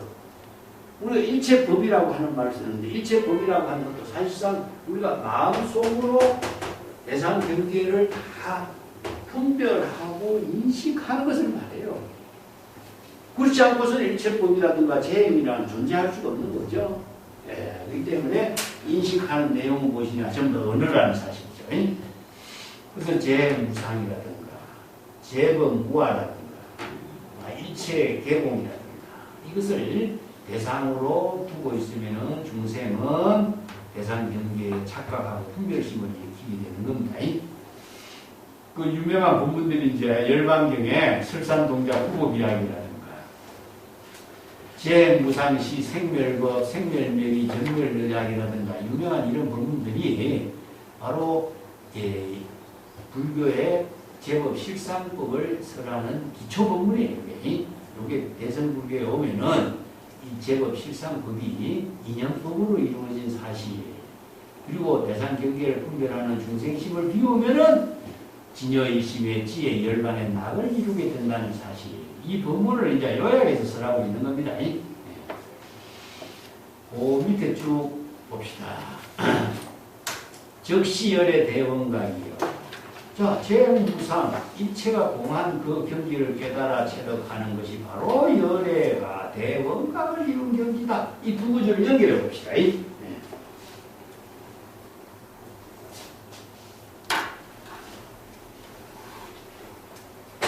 열애의 대원각.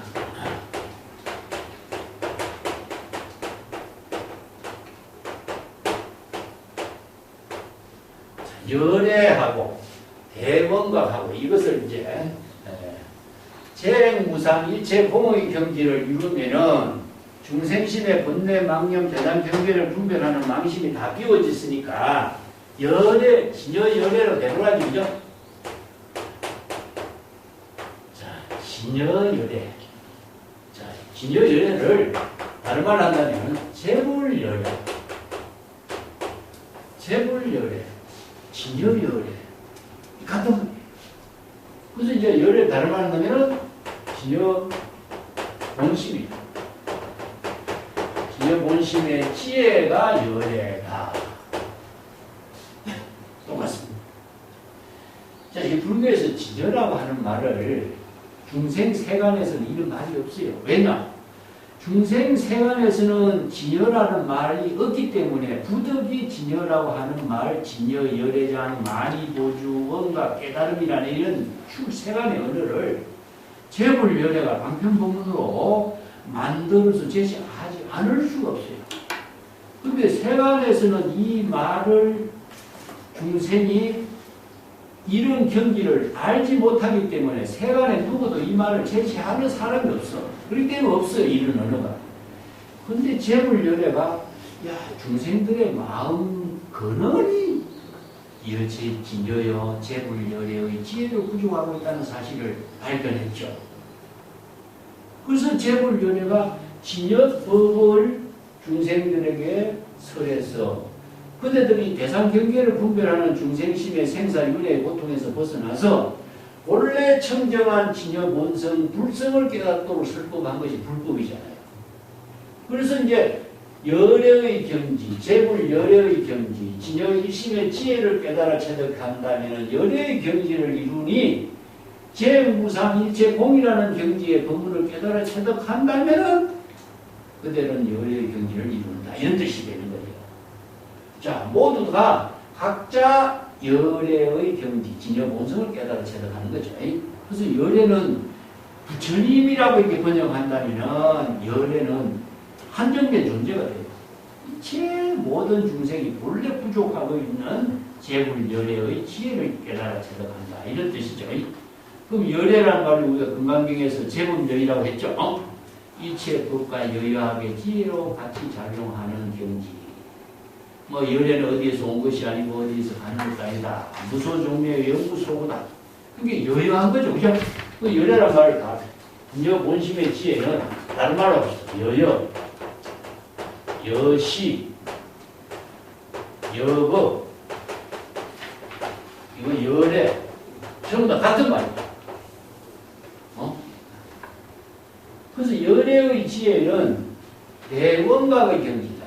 이게 대라고 하는 말은 크다, 위대하다는 뜻이죠. 그래서 우리가 반야신경에 뭐 마하라 말 쓴다.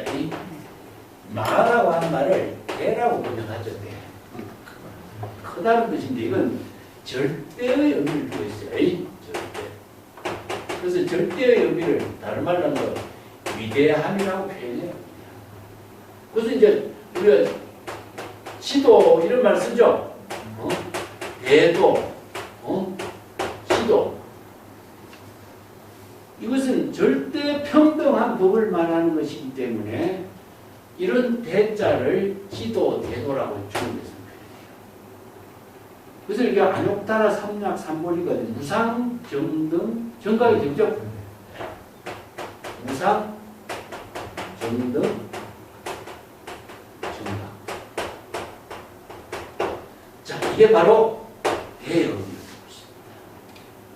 자, 여기서 적다, 작다 이런 차별심이 작용하는 것이 없어요. 그렇기 때문에 훌륭한, 위대한 이 원각이라는 것은 정각이나 원각이나 아니면 묘각이라든가 여러 가지 이제 각을 여기다 붙이는데 정각과 원각이라는 원래의 깨달음인데 깨달음은 왜 원자를 갖다 붙이느냐 하는 거죠. 예? 그래서 이 원이라고 하는 것은 무엇이냐면 중국 사람들이요. 원만함이거든요. 원만함. 원만함을 10이라는 숫자로 표현해요. 무슨 유명한 스승을 10대 제자에다가 비교하기도 하고 그러죠. 그래서 이제 10이라는 숫자를 원수라고 해요. 원수. 원만한 숫자다. 원수인과 동시에 무진의 수다. 그렇게 무궁무진하게 변화하는 힘을 지니고 있다. 원수인과 동시에 무진의 수다. 그러면 8과 9는 무엇이냐? 부족한 숫자다. 자, 11과 12는 무엇이냐? 넘치는 숫자다. 그래서 이제 과유불급이라는 말 쓰죠. 과유불급.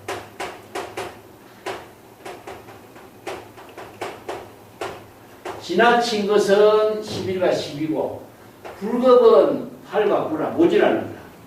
이 지나친 거나 모자라는 것은 오히려 똑같아. 이 문제점이 있는 거죠. 그렇다면은 10은 무엇이냐? 원수이기 때문에 무진의 숫자이기 때문에 원만하고 완전하고 결여됨이 없고 부족함도 없다. 그래서 중국 선생들이 이걸 원수를 하나에 두고 11원상이다 표현해요. 그래서 원만한 깨달음이 대원각이다. 그래서 이제 원각경에서는 원각경의 본문을 대원각에 두고 있습니다. 그래서 이런 부분들은 원각경의 본문에 토대를 두고 있다 봅니다. 열애의 대원각은 진여의 지배 지혜가 원만하게 이루어진 경지요 이런 뜻입니다.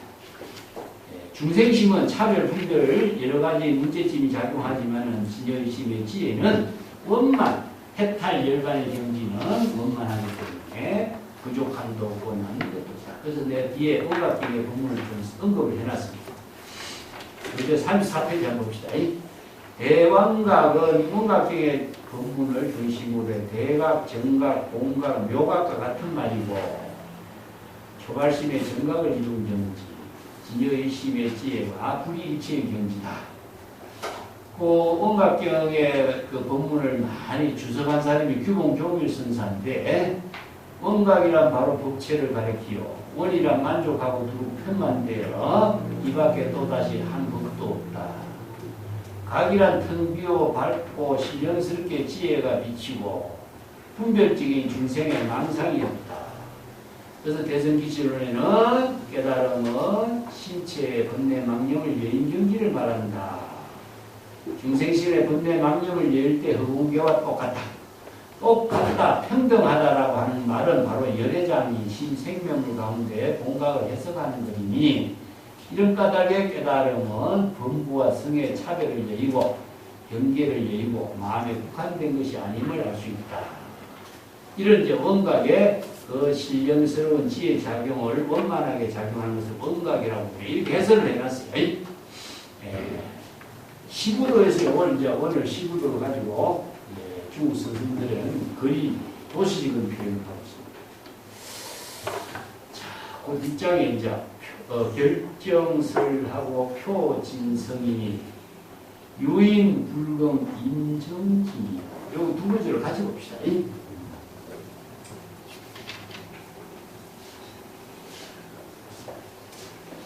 결정설하는 말이 굉장히 그 중요한 부분이거든요. 표진성이라는 말. 이제 출가성들의 본분이 무엇인가가 여기 이제 연가형과의 입장에서 설하고 있지만은 우리가 전등이라든가 출가성이 왜 훌륭한 자기 본분사를 실행해야 될 것인가 해서 여기에 결정서를 써냈느냐 하면요.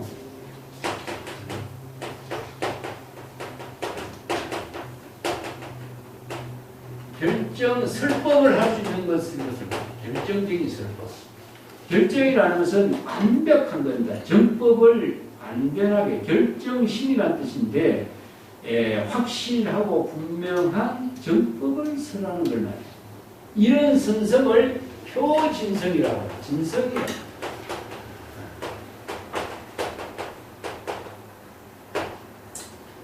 진성의 입장임을 나타낸 것은 어떻게 우리가 할 수 있나? 결정적인 설법을 하는 사람으로서 진성이라는 사실을 나타낸 것을 알 수 있는 거예요.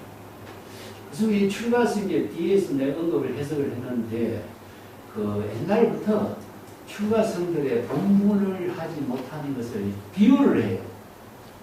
아양성이라고, 아양성. 아양성이라고 하는 것은 이제 염소를 아양이라고 그래요. 염소와 같이. 그것을 엥 하면서 이제 이렇게 말을 하면서 설법을 제대로 못하는 거예요.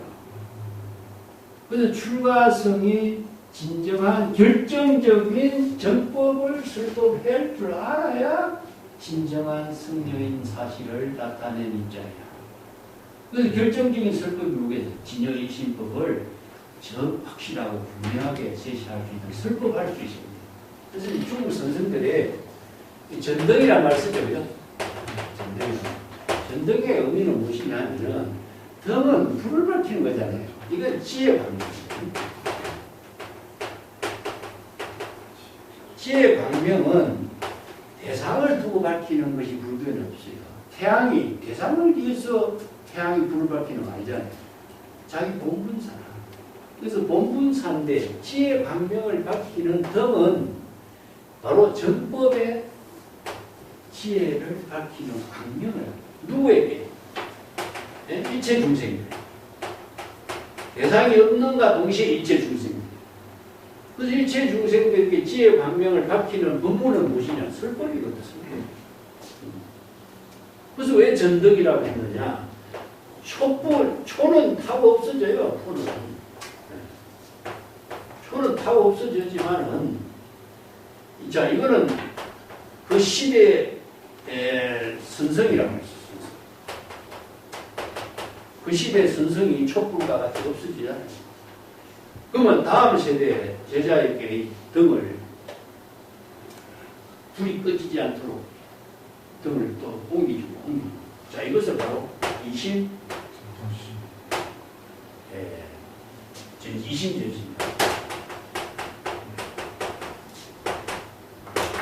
여기서 뭐냐? 진여일심의 지혜로 진여일심의 지혜가 이렇게 전래된다는 것이죠. 그래서 진여일심의 지혜를 가지고 결정적인 설법을 하는 진성이 되었을 때에 이 불이 꺼지지 않는 거예요. 근데 이 정법이 아무걸 부족하지 못한 진여일심의 지혜로 설법할 수 있는 능력을 갖추지 못한다면 이 불이 꺼져버리는 거예요. 그렇다면 이 시절 인연에 따라서 선성이 중생들에게 불을 밝혀야 되는 본분사의 일, 정법을 써서 일체 중생을 구제하는 일이 불이 꺼져버리는 거죠. 그래서 이 불이 꺼지지 않도록 원력을 세우면서 중국 선성들이 제자들 교육에 평생 신경을 쏟아요. 그래서 선언을 마련한 이유가 여기 있어요. 선언은 설법할 수 있는 안목 갖춘 선성들을 교육시키는 수행 도량이었어요. 그냥 단순히 수행성들이 모여서 수행한다는 말이고 그 수행성들이 이런 시제의 인연에 역할을 할 수 있는. 그래서 인재록에 보면은 진성, 진법, 진물 이 세 가지 공부를 해요. 진성, 진법, 진성, 진물. 자, 여기서 진성은 무엇이냐? 우리가 출가성이라고 하는 형상의 진성이 아니에요. 대성의 진성은 뭐냐? 보살성입니다. 보살성.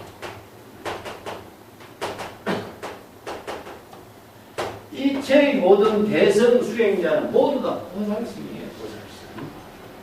그래서 대성계실론에 불법성 삼보는 보살성을 말하고 있습니다. 출가의 어떤 형상과 모양을 하는 그 성이 아니고 보살성입니다.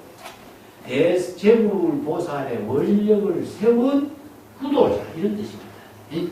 그 구도자가 진법은 뭡니까? 진여법입니다. 진여법. 진실된 구도자가 진여법을 여법하게 수행하고 진정한 제불의 깨달음의 경지를 이루는 겁니다. 이걸 진이라는 글을 붙여갖고 불법성 삼보를 이렇게 해주시죠. 대성기실론에 근거를 두고 이렇게 쓸 거예요. 그래서 여법하게 수행했을 때 진여일심의 지혜를 이루고 열의 지혜를 진부지는 거죠. 그래서 이런 경지를 체득하도록 전등의 큰 의미를 두고 그래서 전등록이라는 책이 편찬된 겁니다. 중국에는 선의 모든 선성이 제자들을 교육시켜서 진정한 설법을 할 수 있는 이심전심의 전등의 역사를 기록한 자료가 선불교의 전부예요. 우리가 전등록이 수없이 많은 전등록의 자료를 통해서 선생들의 지혜를 보고 배우고 익히는 것이지. 우리가 뭐 공안이라고 하는 것이 전부 다 선생들의 법문이에요. 그 제자들 키운 교육이에요. 그것을 토대로 해서 진정한 보살성이 출현할 수 있도록 하는 전등의 역사가 이루어진 법문이죠. 여기서 결정성, 이것은 결정이라는 것은 확실한 겁니다. 그래서 이렇게 결정무이라는 것이에요. 결정무이. 이체의 모든 중생심의 의심이 다 소멸된 경지. 결정무이. 이걸 이제 하나 붙여갖고 결정무이 신이에요. 그래서 이제 진심을 이룬 경지. 진여입니다. 진여의 심의 경지를 깨달아 체득해서 중생심의 모든 겁내 망념을 다 소멸시킬 수 있는 설법을 할 수 있는 능력을 갖춘 것. 이런 의미를 결정성입니다. 그런 경지를 이룬 사람이 누구냐? 바로 진정한 선성이라는 입장을 표명한 것이다. 그래서 이제 사자후 설법이라든가 뭐 경전에서는 그런 법문을 설했는데 중국에서는 이제 이런 결정성이라는 말씀인데 내가 언급을 여기에 교재에서 35페이지 쪽 언급을 했습니다만 진성이라고도 표현하려면 진성보다는 출가성, 보살성의 입장이 맞습니다. 그 대지도론 제3권에 보면 성가기감에도 이 부분을 언급하고 있습니다. 출가성녀를 세 종류로 분류를 하는데 첫 번째는 박지성이라고 해요. 근데 이제 본분사 일을 하지 않고 출가성이 이제 술 마시고 다니는 이런 성녀들도 있고 두 번째는 염소나 양과 같이 벙어리성이라고 해요. 이걸 아양성이라고 해요. 정법에 안목이 없고 강편지혜가 없어서 설법을 하지 못하는 성녀를 아양성이라고 해요. 이거 벙어리성이라고 해요. 세 번째는 청정한 재산을 훔치는 도적성. 그 다음에 진성은 무엇이죠? 바로 정법을 설할 수 있는 능력을 갖춘 성. 이렇게 이제 그 얼마나 그 많은 단체에 생활하다 보면은 여러 사람들이 그런 다양한 사람들이 있죠. 그래서 이런 이제 비판들을 하고 있어요. 우리나라 성가기관에도 이걸 구조를 인용하고 있어요. 그대로. 자, 유인, 유불경, 임정지요. 유인은 어떤 사람이라도 불경, 확실하게 긍정하지 못하고 의심을 갖고 있다는 이런 뜻이죠. 임정, 자기 마음대로 자유롭게 질문하라. 질문을. 징이라고 하는 말은요, 추궁해서 질문하는 겁니다. 정법이 안목을 부족하지 못하고, 확실한 깨달음을 체득하지 못한 사람이 있다면은, 의심이 있다면 이런 거예요. 그건 마음 놓고 추궁하면서 질문해서 진여의심법을 깨달아 체득하도록 하라. 그 징문하는 이 말은요, 징의라든가 징문이라든가 이런 말이 중국 선생들의 선문답에서 써요. 끝까지 추궁해서 진실을 깨달아 체득하는 진문을 이렇게 표현합니다. 우리가 법화경 공부할 때 여러 가지 했지만은 열애가 되는 입장의 열애의 본분사 입장을 이렇게 써야 되죠. 아시 일체 지자요, 일체 견자요, 지도자요, 대도자요, 선도자 이렇게 표현하죠. 그죠?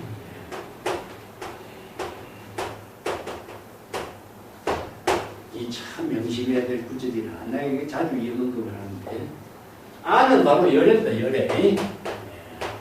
이걸 아라고 해서 법화경에서 아라고 해서 나는 이렇게 표현하면 안 됩니다. 나는 이렇게 하면은 대상 경계가 만들어지는 언어가 돼요.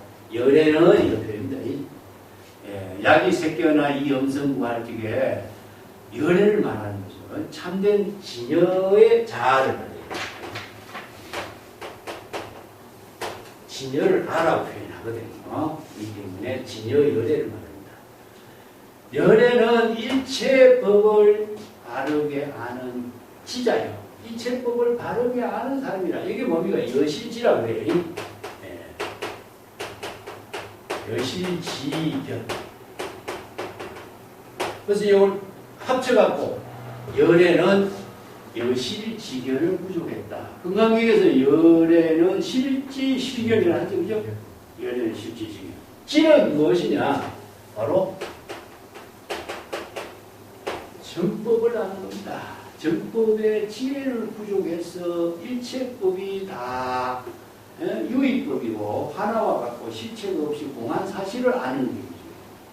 그렇기 때문에 대상 경계에 집착하고 분별하는 망상이 일어나지 않는 거예요.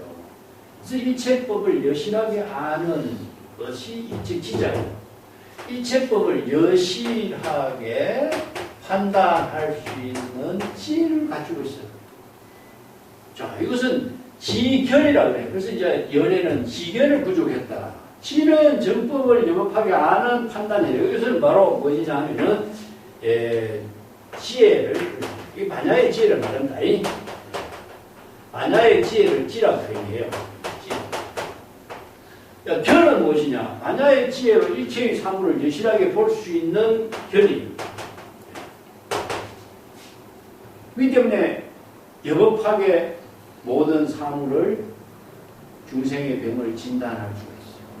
이 견이라고 하는 것은 중생의 병을 진단할 수 있는, 만야의 지혜로 중생의 병을 진단할 수 있는 능력을 갖춘 걸 말이에요.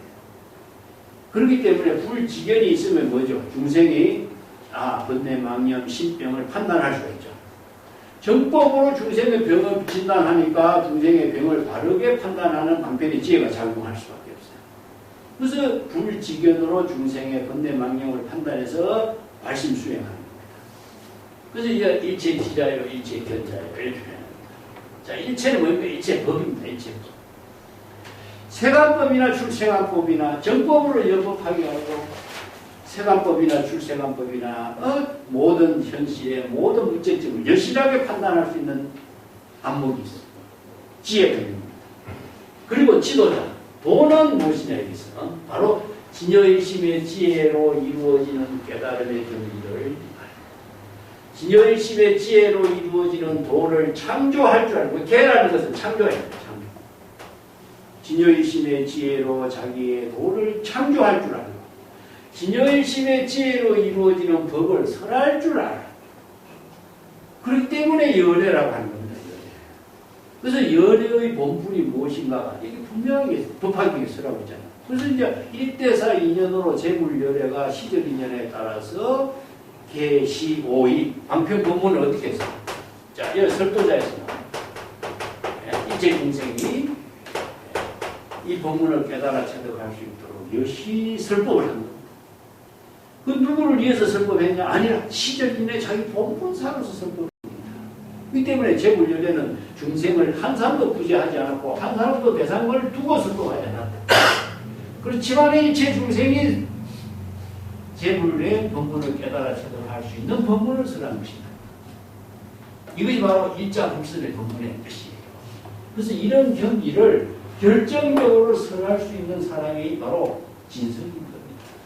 이제 법화경에서 설하는 재물연회가 설법하는 경기를 중국 선생들은요, 진성의 입장에서 설법하는 것을 이렇게 설하고 있어요. 그렇기 때문에 내가 이런 설법하고 있으니까 여러분들 의심점, 의문점이 있으면 서슴없이 어떤 문제든지 끊임없이 질문하라. 이게 이 법문이에요. 이게. 예.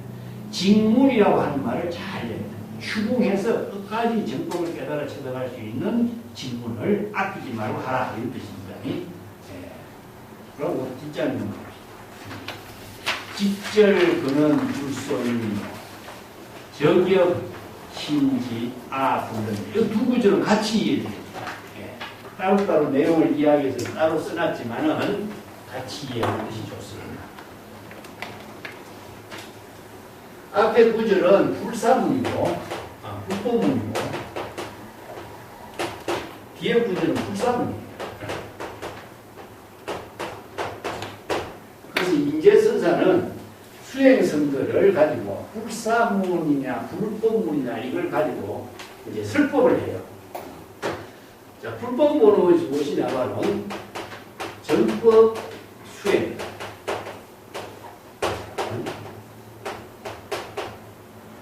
진여법을 깨달아 차서 정법 수행하는 자를 불법문이라고 하고, 불사문은 무엇이냐?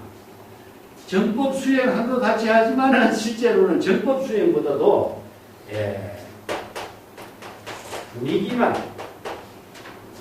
분위기라든가 잡다한 안무를 중심으로 하는 충가성들에게 불사문이에요. 옛날에는 이제 주지는 설법을 했죠, 그죠? 주지, 법지,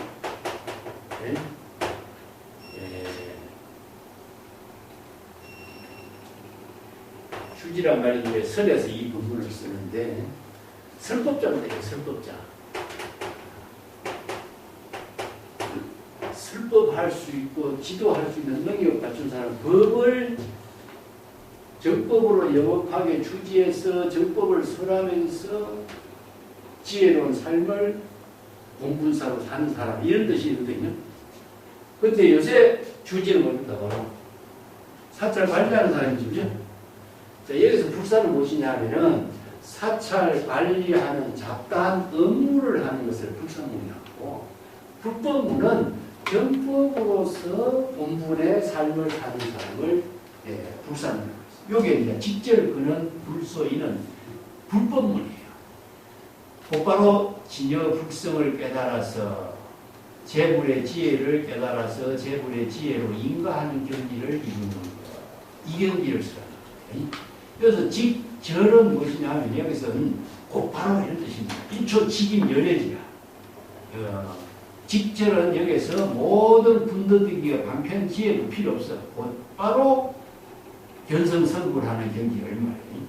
그 경지를 이루어서 불법의 지혜인 그는 진여 본성을 깨달아 체득함으로 해서 재불열애가 인가하는 경지를 체득하는 것이다. 이 불소인은 인이라고 하는 것은 도장이죠, 그죠? 그게 바로 스승이 제자를 인가한다 할 적에 도장을 찍는 게 비유한 거예요. 이게 시민이에요, 시민.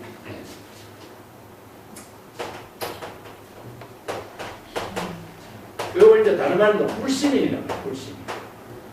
불시민은 스승이 불심의 도장과 제자의 불심의 도장과 같죠? 똑같은 게. 그래서 불심으로 이심전심한 것을 도장을 찍은 것과 같아요. 똑같은 거예요. 불이가 됩니다. 이심전심. 자, 불심으로 이심되는 것이 무엇일까요? 진여법이다, 진여법. 진여법이 도장을 찍은 거예요. 수성이 진여법을 깨달아 체득하고 제자도 진여법을 깨달아 체득하니까 도장을 찍은 것처럼 똑같은 거죠, 그죠? 그래서 불이가 돼요. 스승과 제자가 불이의 경지를 이루고 이심전심이 된 거죠. 그래서 인가를 한다 하는 말을 불심인을 이룬 경지를 도장을 찍은 것처럼 기억합니다. 그런 표현이에요. 그래서 여기에도 재물의 근원이 뭐냐? 진여법이죠. 진여일심법, 진여본성을 깨달아 체득한 스승이 재물열애의 지혜를 깨달아 체득했을 때에 재물열애의 지혜로서 인가한 경지를 이루는 것이다. 이게 바로 정법입니다. 정법. 정법을 깨달아 체득해서 정법의 지혜로 인가를 하는 경지다. 이게 바로 불사문이다. 불법문이다 그래요. 예, 불법의 지혜로. 그래서 정법 안장을 부촉한다. 이심전심으로 법을 전한다. 전부 다 바로 이 정법의 법인을 전하는 것인데 바로 불지견이 바로 부처의 지혜와 유불론지라. 부처의 지혜로서만 너희 인정을 해요. 예, 그렇기 때문에 이심전심의 경지를 이룬. 자, 법성은 정지, 소지, 비경이라고 그랬죠. 그죠? 똑같은 얘기입니다. 법성을 깨달아 정덕한 경지를 인정하는 거예요. 여기서 근원이라고 하는 것은 다른 말로 바꿔봤다. 불성, 법성, 진여자성, 열애장, 전부 다 진성. 이게 진여자성을 깨달아 체득함으로써 열애의 지혜를 부족하니까 재불열애가 인가한 경지를 이루는 것이죠. 예. 그렇지만 밑에 어디입니까? 저격 신지야 불능이라. 이게 잎을 따고 가지를 찾는 일은 내가 할 일이 아니라 구도자가 진정한 구도자가 해야 할 일, 열애의 지혜로 할 일을 아니다 이런 뜻입니다. 이어서 잎을 따고 가지를 찾는 것은 나무의 밑둥친가하고 뿌리가 근본인데, 예? 근본인 뿌리를 제껴두고 나무 가지라든가 잎사귀라든가 이런 옆에 일이죠, 그죠? 그래서 이제 절집안에 이야기한다면은 불법 수행이 근본이라고 한다면은 뭐 절을 짓고 사찰 관리나 하고 뭐 주변에 여러 가지 환경이나 가꾸고 하는 일을 청소를 하고 이런 일을 바로 이제 여기다 불사합니다. 인재 선사가 내가 뒤에 언급을 했습니다만은 정법의 안목을 부족하는 수행을 불법문이라고 하고 사찰 건립을 관리하고 사찰의 여러 가지 의식을 담당하고 지역적인 일을 하는 것을 불사문이라고 이렇게 비평한 이런 이야기가 이제 인재어록에 있습니다. 그런 법문들을 토대로 해서 이렇게 정도가에서 읊었다. 이렇게 보면 돼요. 그 밑에 만이주인 불식이요. 요 구절하고 뒤에 열애장님의 친수덕이다. 요 같이 이제 요 구절은 이제 우리가 또 불성사상을 쓰라고 있는 부분인데 경전에서도 많이 언급하고 있죠. 그죠?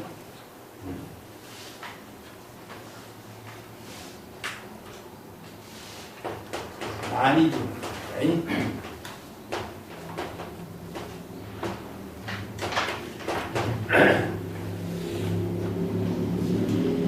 안이주는 바로 이제 이체 중생이 모두 다 부족하고 있는 열애장을 말하고 이 묵심이야.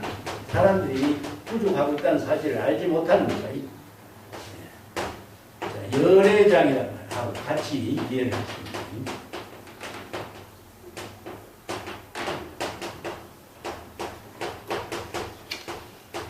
열애장 불성하고 만이주하고 같이 이해를 합니다. 열애장이 친수덕이요. 이렇게.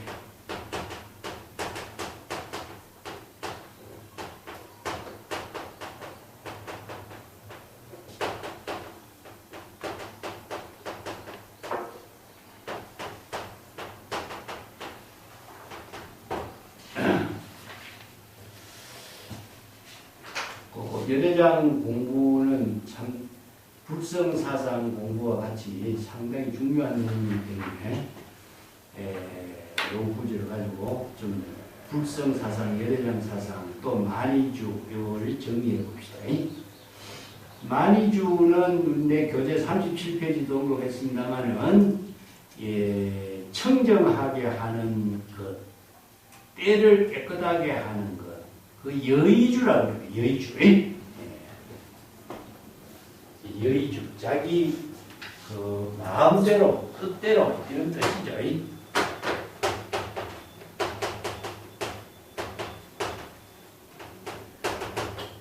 자, 열애장과 여의주. 불성과 만이주, 여의주. 근데 이것을 두 가지를 열애장 속에 침이 수독되어 있다. 뭐가 만이주가. 이런 뜻이거든요. 자, 그렇기 때문에 이 두 가지 언어가 이제 겹쳐졌죠. 요 이제 순응경에서는 열애장 묘명심이라고 표현해요. 묘명심.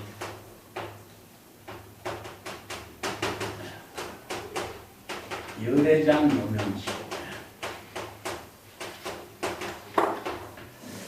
요 구절하고 같이 만이주를 일체의 모든 중생들이 모두 다 열애장의 만이주를 부족하고 있는데 사람들이 그런 사실을 알지 못해.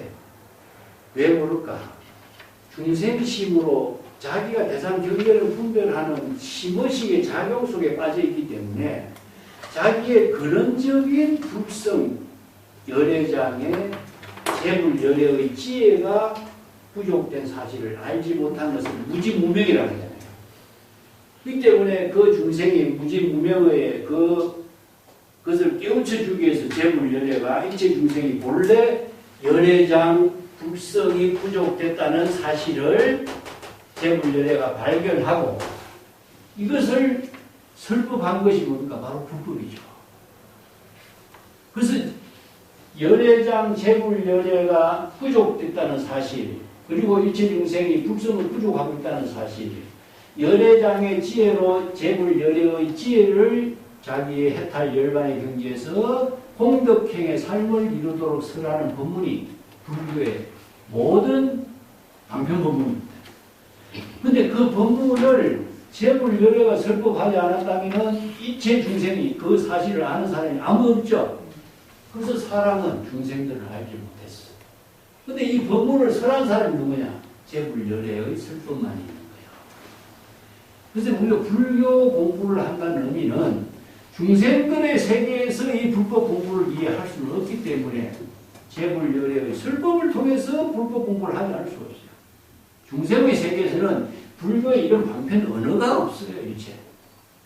그래서 이 방편 법문을 통해서 우리들 본성에 부족된 재물열애의 지혜를 깨달아 체득할 수 있는 법문은 불법의 가르침을 배워야 돼요.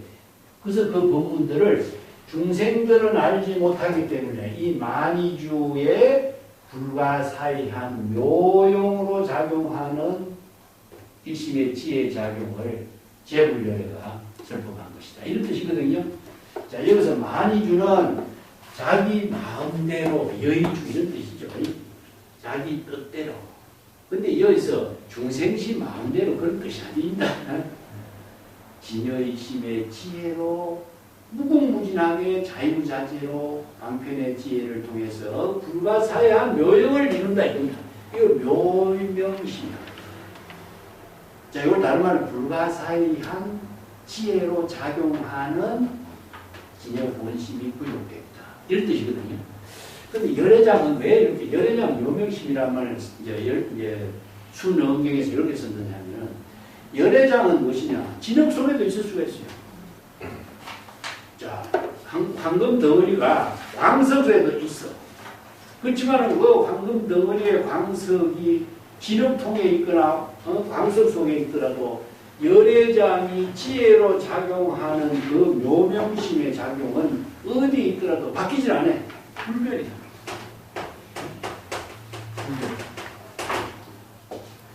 항상 여여 무동이야. 변함이 없어. 요걸 진여 본성이다. 그래서 진여 본성은 우리가 중생의 번뇌 망념 속에 감추어져 있지만 진여 본성은 항상 불변의 상태에서 여여불동의 경지에서 작용하고 있어. 근데 이러한 사실을 중생은 모르고 있다 이겁니다. 그래서 중생들에게 이 열애장 묘명식으로 작용하고 있는 열애 재물의 지혜의 불가사의한 법문을 방편 법문으로 부득이 설해놓은 것이에요. 그래서 일체 중생이 모두 만이주와 같은 열애장의 지혜를 깨달아 채도록 설법을 한 것이다. 이게 바로 불법의 법문이죠. 그래서 이제 그 만이보주의 이야기는 뭐 신령스러운 구설에다 비유하는데 저기 열애장리 친수덕 저기 리자가 리 예 예. 책의 리자하고 똑같은 거네. 예, 같이 같은 써. 예 이렇게 보시면 아 같이 써. 같은 거죠. 근데 이 표현이 참 내가 좀 이따 설명을 할게요. 만이보주는 불가사의한 진여의심의 지혜가 작용하는 걸 비유해요. 그러면 불성은 뭡니까? 불성은 본래 부족되어 있는 불성인데 불성이 묘명심으로 불가사의한 밝은 지혜로 작용하는 것을 여기 묘명심으로 표현했죠. 그죠? 그렇기 때문에 불가사의한 묘명심으로 작용하는 만이보주가 열애장 속에 불의의 입장에서 신은 불입니다. 신이 수덕되어 있다. 열애장과 불이 일체의 경지에서 이루어진 상태라 이런 뜻입니다. 이 때문에 이것을 우리가 좀 잘못 이해한다면 열애장 속에 그대로 포함되어 있다 이런 말을 하지만 이게 참 이해하기가 좀 어려운 게 진여자성과 만이보주는 함께 불이 일체로 작용하고 있다는 뜻입니다. 다른 말로 한다면 이거는 작용하고 있는 묘용을 묘명심이라고 열애장이라고 하는 것은 진여 본성의 입장을 표현해요. 이게 열애장 속에 묘명심이 작용하고 있는 것을 만이보주로 표현한 거예요. 다른 말로 한다면 진여의 심의 지혜로 작용하고 있다 이런 뜻입니다. 진여일심은 열애장이고 지혜로 작용하고 있는 것은 묘명심이잖아요. 이런 표현을 이렇게 하고 있는 거예요. 이 한문대로 보면은 열애장 속에 침이 갖추어져 있다. 이렇게 하니까 열애장 안에 또 들어있는 것처럼 이렇게 보겠죠. 이렇게 보면 안 되고 열애장과 하나로 이루어져서 지혜로 작용하고 있다는 사실. 이걸 이렇게 표현한 겁니다. 근데 열애장이 부족되어 있지만 열애장이 부족된 사실을 모르죠. 열애장이 부족되어 있는데 왜 중생은 열애장의 지혜를 쓰지 못하고 중생심으로 살고 있어요? 왜 그럴까요? 알지 못하기 때문에. 지혜로 작용하는 만이보주의 가치를 알지 못하고 만이보주의 가치를 실행하지 못하기 때문에 열애장 갖고 있지만은 몰라. 그래서 중생심으로 살고 있는 거예요. 근데 열애장을 깨달아 체득하면 어떻습니까? 만이보주가 지혜로 묘명심으로 작용한다는 사실이죠. 그래서 불성을 깨달아라 이런 말씀인 거죠. 그래서 불성을 깨닫는 것이 그러니까 30 이상은 부족하는 것이고 장구상을 갖추는 것이고 이런 말 쓰죠. 그래서 불성을 깨닫고 열애장을 깨닫는 것을 견성성불이라고 강조하는 거예요. 자, 그 본문하고 연결해서 열애장 사상을 이해해야 되는데 그 뒷장에 온각경의 본문 합시다. 38페이지. 여기에 만이보주 설명이 나와요. 선만자여 비유하자면 청정한 만이보주가 5가지 색깔을 비추고 있을 때에 보는 사람의 방향에 따라서 각기 색깔이 다르게 나타나는데 어리석은 사람은 만이보주에 실제로 5가지 색깔이 있다고 대상으로 보고 있다. 온각의 청정한 본성이 몸과 마음에 나타나니 중생에 따라 각기 반응하나 어리석은 사람은 청정한 온각의 실제 이와 같이 몸과 마음이 본성이 자체에 있다고 말하는 것도 이와 같다. 자, 이것이 바로 중생은 대상으로 분별하는 거죠. 그죠? 그렇지만 5가지 색깔은 뭡니까? 불가사의한 묘용으로 작용이 자유자재하게 이루어진 것을 이렇게 표현하고 있는 거죠. 그 다음에 사람은 알 수가 없다 하는 말은 법화기의 법문을 토대로 한 겁니다. 요 구절을 가지고 이제 법화경 안락행품에 상투 속에 보물이 있다든가 아니면은 500제자 수기품에 계리명주 비유가 있죠. 그죠? 어떤 거지 친구가 부잣집에 친구를 찾아갔을 때 부잣집의 친구가 너무나 가난하게 살고 있는 친구가 불쌍히 여기서 옷에다가 황금 덩어리를 하나 묶어두고 자기가 외출할 일이 있어 외출해버리죠. 근데 거지는 자기 몸에 황금 덩어리가 있는 줄 모르고 또 역시 거지 행각을 하고 있죠. 그래서 오랜만에 다시 그 옛날 친구를 만났을 적에 또 거지 행각을 하고 있는 모습을 보고 왜 내가 그때 자네 몸에다가 황금 덩어리를 하나 묶어둔데 그거 써서 편안하게 잘 먹고 잘 살지 왜 이렇게 거지 행각으로 공공하게 사느냐. 아, 내가 그런 사실을 몰랐다. 여기서 그 친구는 누구죠? 선지식이죠. 예? 일체 중생이 모두 열애장의 보물 많이 보주로 부족하고 있다는 사실을 이제 알도록 해준 것이고, 중생은 그러한 사실을 알고부터는 뭡니까? 무지무명으로 몰랐는데 알고부터는 그 보물을 써서 지혜로운 삶을 공덕행으로 살 수 있게 되는 이런 이야기죠. 그죠? 이 이야기가 그대로 수능경에 그대로 언급이 되어 있어요. 그래서 수능경이라는 책은 이런 법화경의 법문, 희신론의 법문 이런 내용들을 이렇게 새롭게 정리해서 설하고 있습니다. 근데 자기 옷 속에 황금 보배가 있는 줄 거지는 모르죠. 그렇지만 그 마음 속에 황금 보배가 있다는 사실을 깨닫고 나서는 바로 그 황금 보배가 밖에서 오는 것이 아니다. 내가 본래 부족하고 있다는 사실을 깨닫게 되는 거죠. 그래서 돈을 구하는 것도 마찬가지다. 돈을 구하려고 마음 밖으로 찾아다녔지만 돈은 구할 수 없었다. 거지가 아무리 먹을 것을 다른 사람에게 찾아다녔지만 실제로 진정한 그 보물을 못 구했다가 자기 몸에 진정한 보배가 있다는 사실을 깨달아 체득하는 것을 열애장 많이 보지에 따라 필요한 겁니다. 이런 경전의 비유 법문들이 얼마나 뛰어나요. 그래서 이런 법문들을 제불열애가 설법으로 제시한 것이죠. 그 밑에 열애장이 친수덕이요. 열애장에 부족된 많이 보주의 보배를 직접 깨달아서 지혜로 체득할 수가 있다. 자, 이 열애장에 부족된 많이 보배의 지혜 작용을 다른 데서 구할 수 있는 것이 아니라 자신이 바로 진여자성을 깨달아 체득하면은 불가사의한 열애장의 묘명심의 지혜 작용이 저절로 작용하게 된다는 사실이다. 이런 뜻입니다. 열애장 묘명심의 본문도 수능경에 언급을 하고 있는데 이게 바로 환경에 일체 중생이 모두 다 재불열애와 똑같은 지혜 강명을 부족하고 있다. 근데 중생은 그러한 사실을 알지 못하고 있다. 그래서 재불열애가 일체 중생이 열애와 똑같은 지혜를 부족하고 있다는 불가사의한 그 법문을 설했을 때 일체 중생이 그 지혜 강명을 받기는 재불열애와 똑같은 경지를 이루는 법문을 체득할 수가 있다 하는 법문을 전부 다 비유 법문으로 설해요. 그래서 이제 법화경에서도 열애장이라는 것은 일체 중생이 모두 열애의 지혜를 부족하고 있다는 불가사의한 묘장이다. 이런 말씀입니다.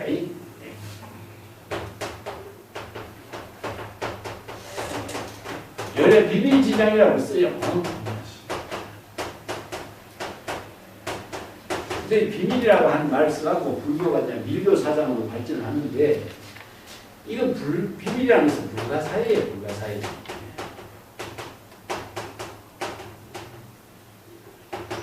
중생심으로 사량 분별해서 알 수 있는 세계가 아니라 이것은 불가사의하게 작용해. 그렇기 때문에 열애의 비밀스러운 창고란 뜻이죠. 그죠?